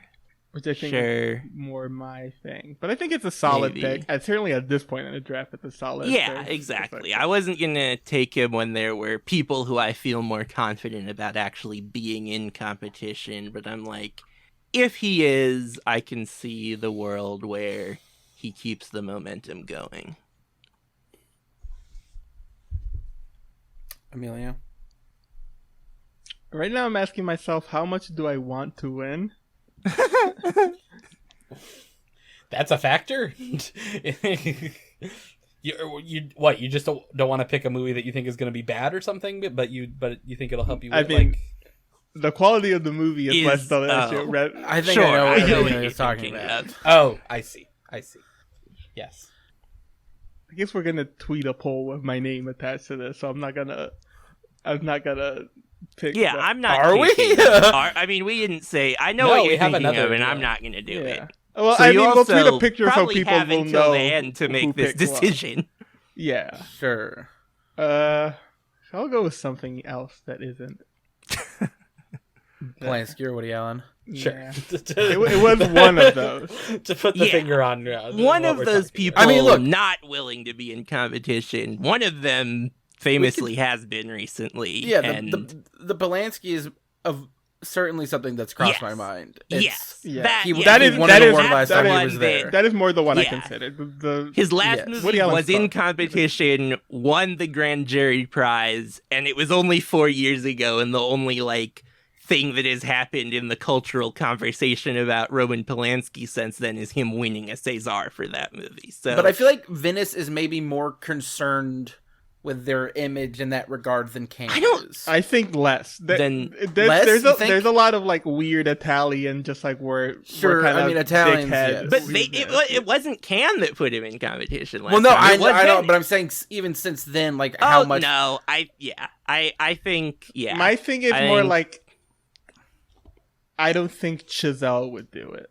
Is the thing. I forgot. I totally That's forgot. right. They denounced him already. Yeah. That is That has been a That's factor right. in my. I thing. have like yeah, if it I'm was not thinking about that at all. if it was At a all. European director who would be who's president, I would have taken it a little more strongly. But with Chazelle, I'm like, he has his reputation to protect there. Sure. Yeah, I mean, I think I think I'm not going to take it. The argument in favor would just be I think it probably will be in competition because they seem to have no qualms about doing that. Right. And certainly there's a world where I think Chazelle can come off perfectly fine saying I don't know, not with it winning the Lion, but with it just being I don't know, everyone felt strongly about it and I felt like I had to be a magnanimous So you're saying this- president right. and This is what- let them give it something. I actually believe that Chazelle would do it. That's the other thing is there's a world where he's being focused on his image and won't do it, and also a world where he's he's Roman Polanski, he's a legend, of course. He loves Chinatown. Yeah. But Emilio, your pick? my pick will instead be. Or really, I really wanted to get the Fennel on a late, Sure. a late pick. Speaking of Chazelle, Linus Sandgren. Yeah, that's the line. Movie. Mm-hmm. Maybe they'll give him an award. It's a big maybe. Yeah. Just saying. You know what? Let's go with the sunglasses man himself, JR. Wow. Wow. Right. This What is the name of that song was it again? on a call or in the chat recently where Jesse was I have terrible news or whatever. Yeah. JR has a new movie coming out. Yes. I thought you were going to say you lost his sunglasses. No. What do you think's behind as this far one? as I know, they're still I'm sure on his he has face. multiple pairs of sunglasses. Yeah. How often do you think he does the thing where he's like, "Oh, where are my glasses? Oh, they're on my face." Yeah, a lot. Is this a doc or a feature or a narrative? Do So you I know don't anything? know much about it. The name I have written down is Tehachapi, which is the name I had seen. But when you Google J.R. Tehachapi, it was like a photography installation, I believe, about a prison that was like premiered in a gallery a few years ago. So I assume that means that he made a film version of that installation or photography exhibit or whatever it was. Sure. Which would mean documentary. But who knows? I mostly am just like, I heard JR is back with his first solo directorial feature. And felt like he needed to go on the list. And he'll be there. He'll be at Venice no matter what, right? Whether or not he has a movie there, right? He'll just be. Who can say? All right, Colin. We're getting really down to it. We're close. I Yeah. think I'm gonna take a sort of a wild card and go with Alonso Ruiz Palacios' The Kitchen. Mm-hmm. A movie about a New York, or La Cocina, I think it's also called, a New York kitchen starring Rooney Mara. Feels Yep. like Venice bait. Yeah, I've just kind of been wondering where this movie Will show up. is, because I think the Yeah. festival Ruiz Palacios has the strongest relationship with is Berlin, but it is like he's a guy who has had movies in competition at these festivals, and working with stars kind of can interact with being that in different ways, because it is his first movie. I feel like it is in both English and Spanish, but his first movie with an English language star. Yeah. Yeah. I want to say he's worked with Gael Garcia Bernal before. But yeah. Yes. So yeah, I and don't know. in the 2018 museum, which was at Berlin. Yes. And it won best screenplay. Mm-hmm. And yeah, he also had a movie in that 2020 weird Berlin competition. Yes. A cop movie. Which was, I think, like a documentary hybrid thing. Yes. It's a Netflix movie, I believe. And then my next pick. Yeah. I think. Oh, and I guess that also has a famous person, because Tenel Huerta is in that. Sure. Hmm. And Sorry, no, he is in his first movie. Sorry to interrupt you again. No, please. Agueras, which not, was also yes. at Berlin. Um, Wrong thing. I'm looking at a lot of stuff. Mm-hmm. Yeah, I gotta start getting ready for my next pick. I've got some fun ones coming up. I have my next pick. I've got my off list ones. I've got a few that I've thought of while we were doing this. I'm like, oh. I'm gonna take Giorgio Doridi's Lubo. Yep, that was. I was starting to think like I should take another Italian movie, and that was certainly what it might have been. It's got Franz Rogowski in it. Yes, it's called Lubo. Yes. Wonder how many strings Lubo has. 2. Sure. Lubo loses his family at the hands of an organization based on the principles of eugenics. His revenge will have unexpected implications, reconsidering the blurred lines between good and evil. Lubo. Yep. Yeah, the thing holding me back a little is that Dority's last movie was at Berlin, also in that weird 2020 year. And then his movie before that premiered at Sundance, which is interesting, but yeah, I don't know. I've certainly seen his name around. Yep. Emilio?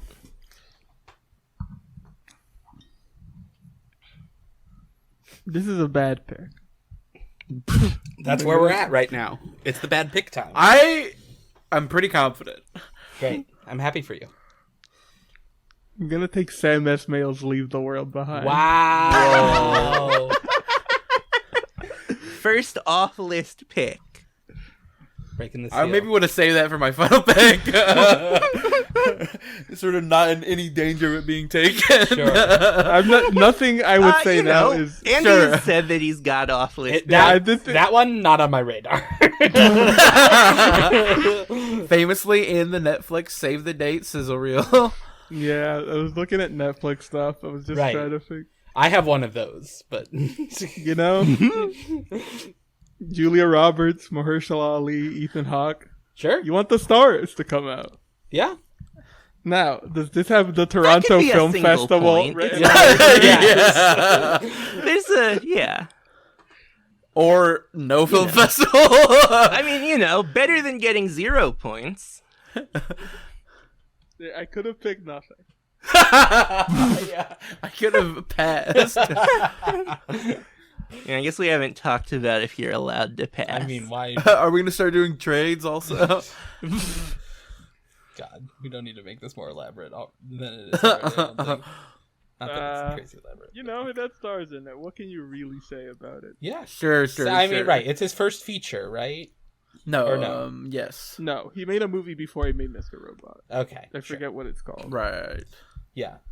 But yeah, his relationship with Julia Roberts is really interesting to me because they seem to really like each other. They worked on Homecoming. They worked on together. Homecoming. He produced also Gaslit? Is that what it's called? Yeah, the Stars show that she was the star of. So they really seem to have hit it off and like each other a lot, which is interesting to me. Yeah, he directed Comet, a 2014 American romantic comedy drama starring Emmy Rossum and Justin Long. So that's where he met his wife. That's right. Which had its world premiere at the LA Film Festival. Love it. But Yeah. But you like Mr. Robot, Emilio, right? That's maybe part of the motivation for this. Or? I liked Mr. Robot when I was watching it. I've never seen the third season.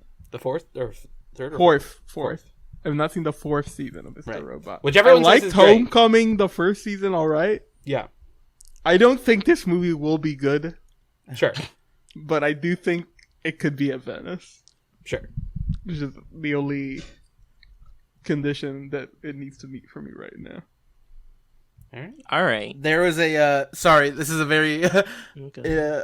useless interruption, but there was a great joke on when Andy Samberg hosted the Golden Globes, or maybe it was the Emmys, the year Homecoming was nominated or whatever. He like famously went on Seth Meyers and was talking about the jokes that he didn't make the cut, and there was a great one about Homecoming that was Amazon show Homecoming was adapted from a podcast would be a good sentence to say to someone who just woke up from a coma. Great. Glad we got that in there. Yeah. We definitely need to stretch things out at this point. Yeah. We need more. Yeah. I had kind of, as I said, was starting to think like, there's more Italian people on the board. Maybe I take one of them. Yeah. And I probably will do that before the draft is over. But I'm going to go in the other direction. I feel like before I maybe settle into some like try and scrounge up a few points in the final rounds, I want a little bit of upside. And I feel like at this point, there's really only one place to go for that. And even though it is a movie that I think is, at this point, pretty unlikely to come out this year, I will select Terrence Malick's The Way of the Wind. Sure.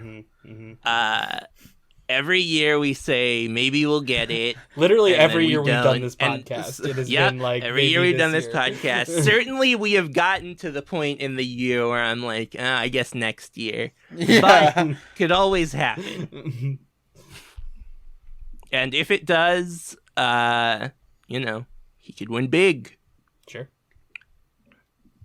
All right. 2 more pictures. Okay.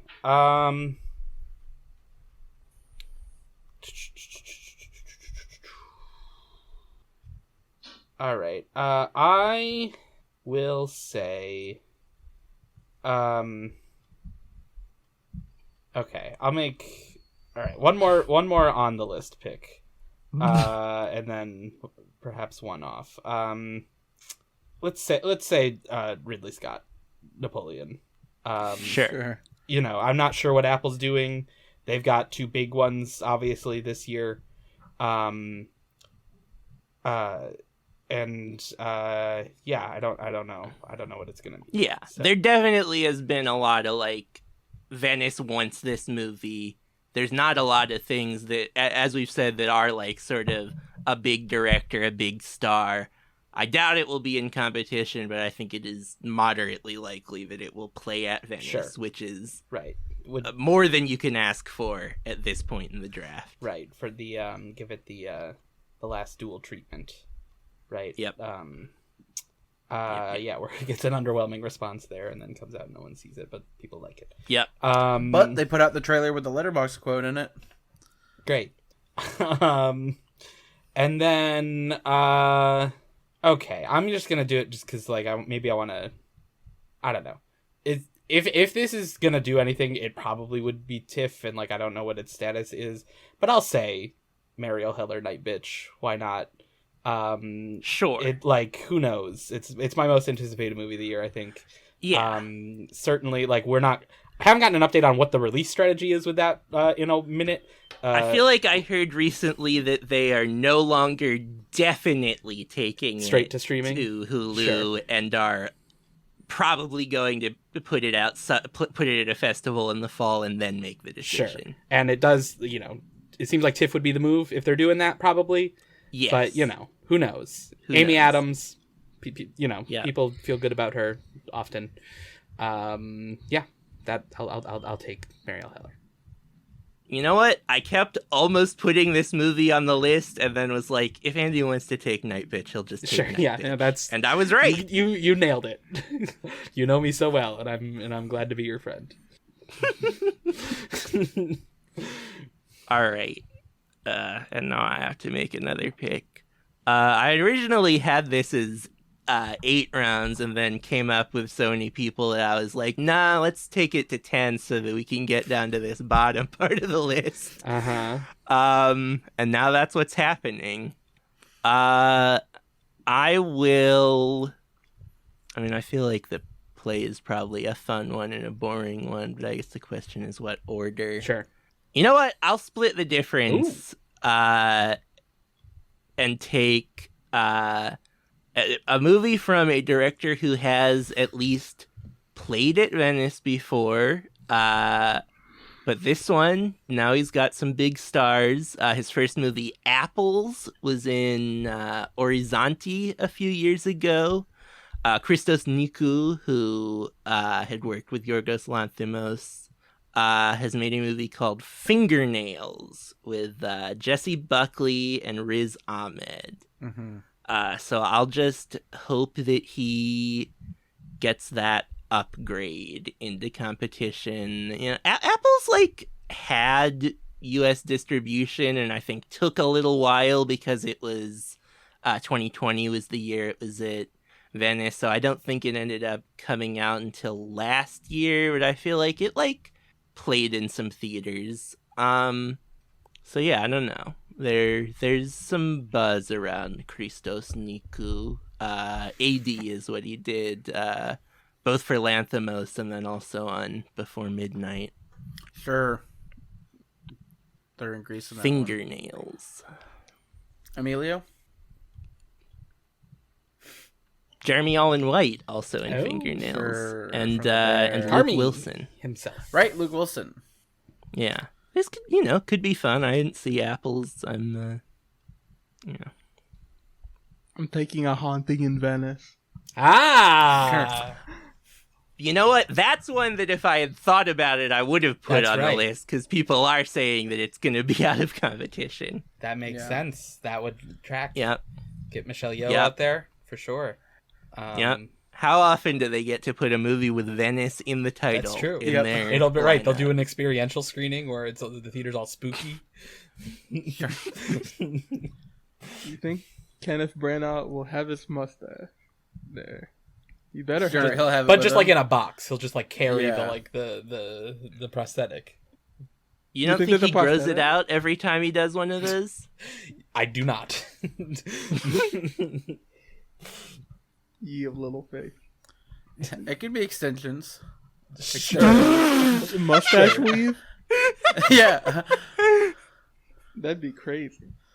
I would like to be able to take that thing off at the end of the day. I think if I'm him. Sure. Especially- Hey, buddy, you're not.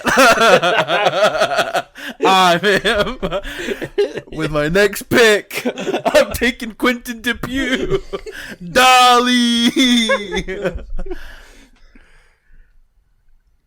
Sure. That's Did I real. put that on the list? I genuinely No. don't remember. That's real. No, it was not. That was my off the list pick. Okay. He's got a new movie. He makes a lot of Yep. movies. Yep. And it's about Salvador Dali. Yep. Never been in competition. I don't at any festival, or not at any festival, but But it was any it of was the my three silly major pick. ones. I don't Yeah. think. That's fine. And then for my boring pick, I think I'm gonna go Kitty Green Royal Hotel. Mm-hmm.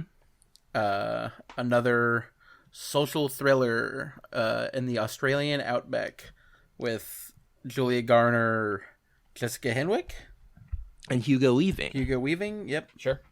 Yeah. Kitty it's, Green made The Assistant, which I love. Yeah, great movie. Yep. Yeah.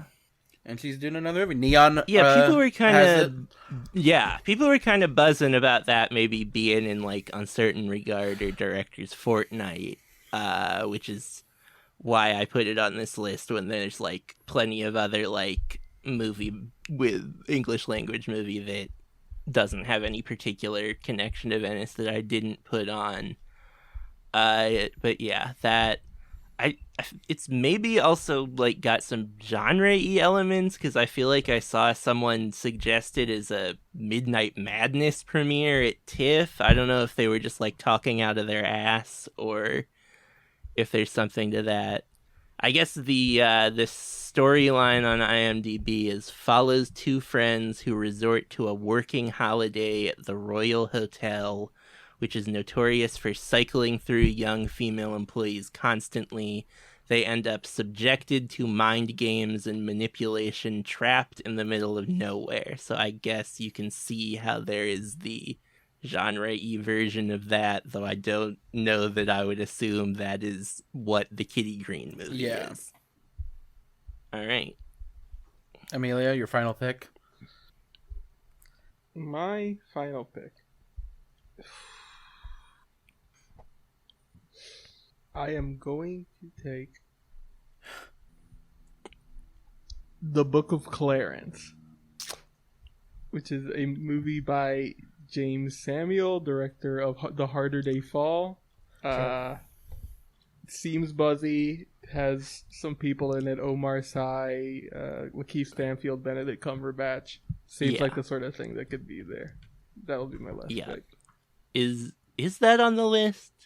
I genuinely don't know. I don't think so. Okay, I think I maybe thought about it and then forgot then. Yeah, I went off menu for that one. Yeah, that makes sense.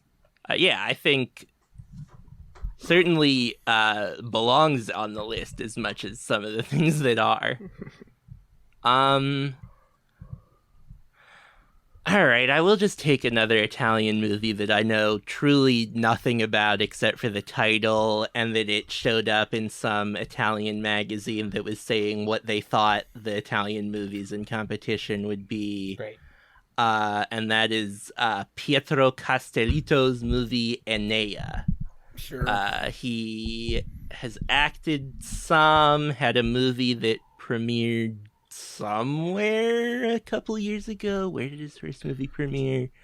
His father's also a actor and director of somewhat more note. I think Sergio Castellito, I think, has made some like movies with famous people in them, and also was the star of the aforementioned Italian version of In Treatment. Yep. But yeah, his son Pietro's first movie, I almost have where it premiered up.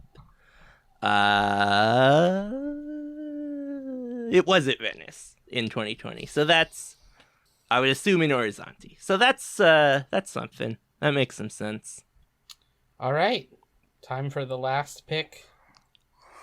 Take us out, of Andy. the whole thing. Take us home. Mm-hmm. You know, I've got a few things I'm thinking about. While you're thinking, I can actually say that when I added it to the list, Anea was not on IMDb because I had to ask the person who had posted the screenshot from the newspaper what the movie that he directed is. But now it is on IMDb and listed as being in post-production, co-starring him and an actress named Benedetta Porcaroli. So my one, I can really talk it out now because no one else has any other picks. Thinking about, Dune 2 surprised it finished and shows up there, a possibility, long shot, certainly. And almost no shot for being in competition given that the first wasn't. Not that that's what we're necessarily looking for at this point. The name that was on the long list that sort of like I still sort of have in my maybe pile that I have not yet been able to get myself to just pick is the Sean Durkin. Thinking about that as a possibility. Yeah, so it doesn't really feel. No, I know. Yeah. Right. Yeah, it's like if feels pretty tiffy. Yeah. Even though Martha Marcy May Marlene was in Uncertain Regard after Sundance, I would have maybe been less surprised if it were at Cannes. But that's more because like the Cannes sidebars kind of could have provided it the platform that you would think A24 would want, whereas Venice, it feels like for A24 it would more likely be competition or bust. Sure. The other off-list Netflix movie I was considering is, of course, David Yates' Pain Hustlers, which certainly feels very tiffy if it's going to do that. So these are the sort of ones that I was sort of juggling. I guess I'll go with the Durkin. That one seems like it has the safest ground, the most precedent. I'll just go with that to wrap this up. Yeah, for me, it's the reason where if you had asked me in the abstract, I'd been like, yeah, that's a sort of movie that could be there 100%. And then you just look at it, just like what I did with my picks, where I picked 5 American movies, and that one was not at the level of those, and I was just like, right. And like sometimes they do go with the like, oh, that's the one that they're taking when they could have had that. Right. But yeah. The one that I didn't want to pick because I thought it was next year was the Dumont. Are there other decoys you want to reveal, Jesse, at this point? Was anything else a decoy? Was the Kashish a decoy? Let's see. Like... I mean, like I don't think Steve McQueen's movie will be out this year. Yeah. I mean, there's other ones where I was like, this isn't going to be in competition. Right, but the other Lanthimos, you could pick, like, Woody Allen's not going to be in competition because he doesn't do that. One that wasn't on the list was the Linkletter Hitman. Oh, yeah. I must have just forgotten. He's on my, like, long list on the spreadsheet where I'm trying to predict. I would be, like, a little surprised but not shocked. And certainly, like, if I had not left him off the list, I might have started thinking about him towards the end of the draft. He kind of likes, like New York, I guess. Like, where? Sure. Yeah, I mean, he's done like Sundance, and he's done the like Sundance Berlin thing a few times. Yeah, obviously Fast Food Nation was in Cannes. And I think he's maybe been at Cannes 1 or 2 other times. But yeah, I mean, what else? Like, Luc Besson is the opposite of the Guadagnino thing, where I keep seeing people be like, they might put Luc Besson in competition, and I'm like, come on. Yeah. But the more times people say it, it's like, I guess maybe they know something. His movie Dog Man, which stars Caleb Landry Jones, not an adaptation of the Dave Pilkey books, I don't believe. That's too bad. Nor a remake of the Matteo Garrone film. Yes. I guess maybe it is a remake of the Matteo Garrone film. I don't know that. Though I wrote it down as Dogman, one word, but D and M both capitalized, which is not what the Garrone movie was. I did briefly. I did briefly think of like, what if they play some of Henry Sugar? What if they do some of that? But then I was like, I didn't want to get into all of that. Yeah, right. Like we also didn't talk about. Yeah, we would have maybe had to do a discussion before of like what would the point breakdown be for like parts of Henry Sugar. Yeah, I guess we didn't talk about like on the very, very off chance that Hong Sang-soo has 2 movies, how many points Emilio would get. Sure. It's enough of a unlikelihood that I'm fine just giving him He would both get of the double movies points, right, though. yeah, sure. Yeah. And then in terms of like what I would have thought about, like I think all of the other Italian directors who are on the list are definitely on the list, because I'm like, yeah, that would make sense. Is Emma Dante the only one left? Maybe. Certainly, like as we get closer, there will be more names of Italian directors filtering through. Though there were also several big name ones at Cannes, which makes the list a little bit shorter. David Wellhoffen and Robert Guédiguian. I have no idea how his last name is pronounced. Are just both French directors who have had movies in competition at Venice several times. I saw a Variety article that was predicting the Free Solo directors as fiction movie themes. Sure, the Annette Bening movie. Yeah. That wouldn't. Yeah, that on the list wouldn't surprise me. Also, one of them is a woman, so another option there. Kashish is another, basically a decoy. Right, I don't think that yes, Mektoub, my love, Kanto Trey will ever see the light of day. Yeah, I don't know. There's no one else who I like. Oh, Tim Kroger's another one who I'd never heard of him or the movie that's called The Theory of Everything. I thought it was a decoy just because it was fake. No, just pop. No, that's not another decoy. That's another one that just like fairly affirmatively popped up in Variety of like, oh, we hear this is a strong contender for being in competition. I was just like, I guess I'll put it on the list. Would need a nut to hear the name again to take that more seriously. But maybe when we figure out the draft order for the supplemental round, we'll all be begging for the first pick so that we can take The Theory of Everything by Tim Kroger. And then there's just like more American movies where I was like, sure, there's a world where that happens, I could throw that on. Right. None of us ended up taking Wong Bing. I'm sure I would have if we'd gone a few more rounds, but a little hard to see, even if that is like what him and the producers would like to happen. A little hard to see Venice just playing along, even though it's also weird that Cannes put him in competition. That premiere might have had to have been a little more successful for Venice to be excited to follow suit. All right. Yeah. We did A it. successful draft. Yeah. Well, and we'll keep you updated as points are scored. We can just put the link to the spreadsheet in the episode. I've got tabs to score everything that I can. It's a nice little spreadsheet. Keep updated. Yep. Yeah, we can. Yeah. Well, I think with that, do we move on to special presentations? Yep. Does anybody have one? Maybe I hadn't thought about that we were going to do it. Yeah, I'll just do the one movie I've seen recently that makes sense. Which is Oh Brother, Where Art Thou, which I hadn't seen in a long time and watched with Cullen and another friend, and is very good.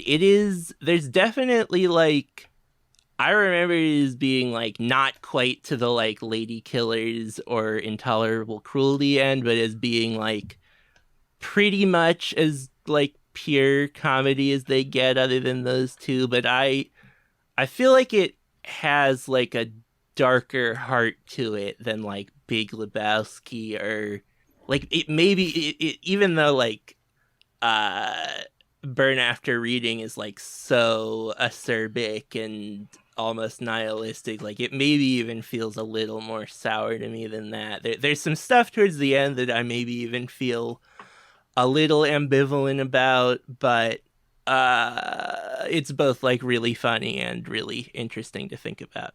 Yeah. And everyone is incredible in it. Yeah, some really insane gags in that movie that you forget about, where it's like literally they steal a pie off of a windowsill. Yeah. And I mean, yeah, Clooney's so funny in that.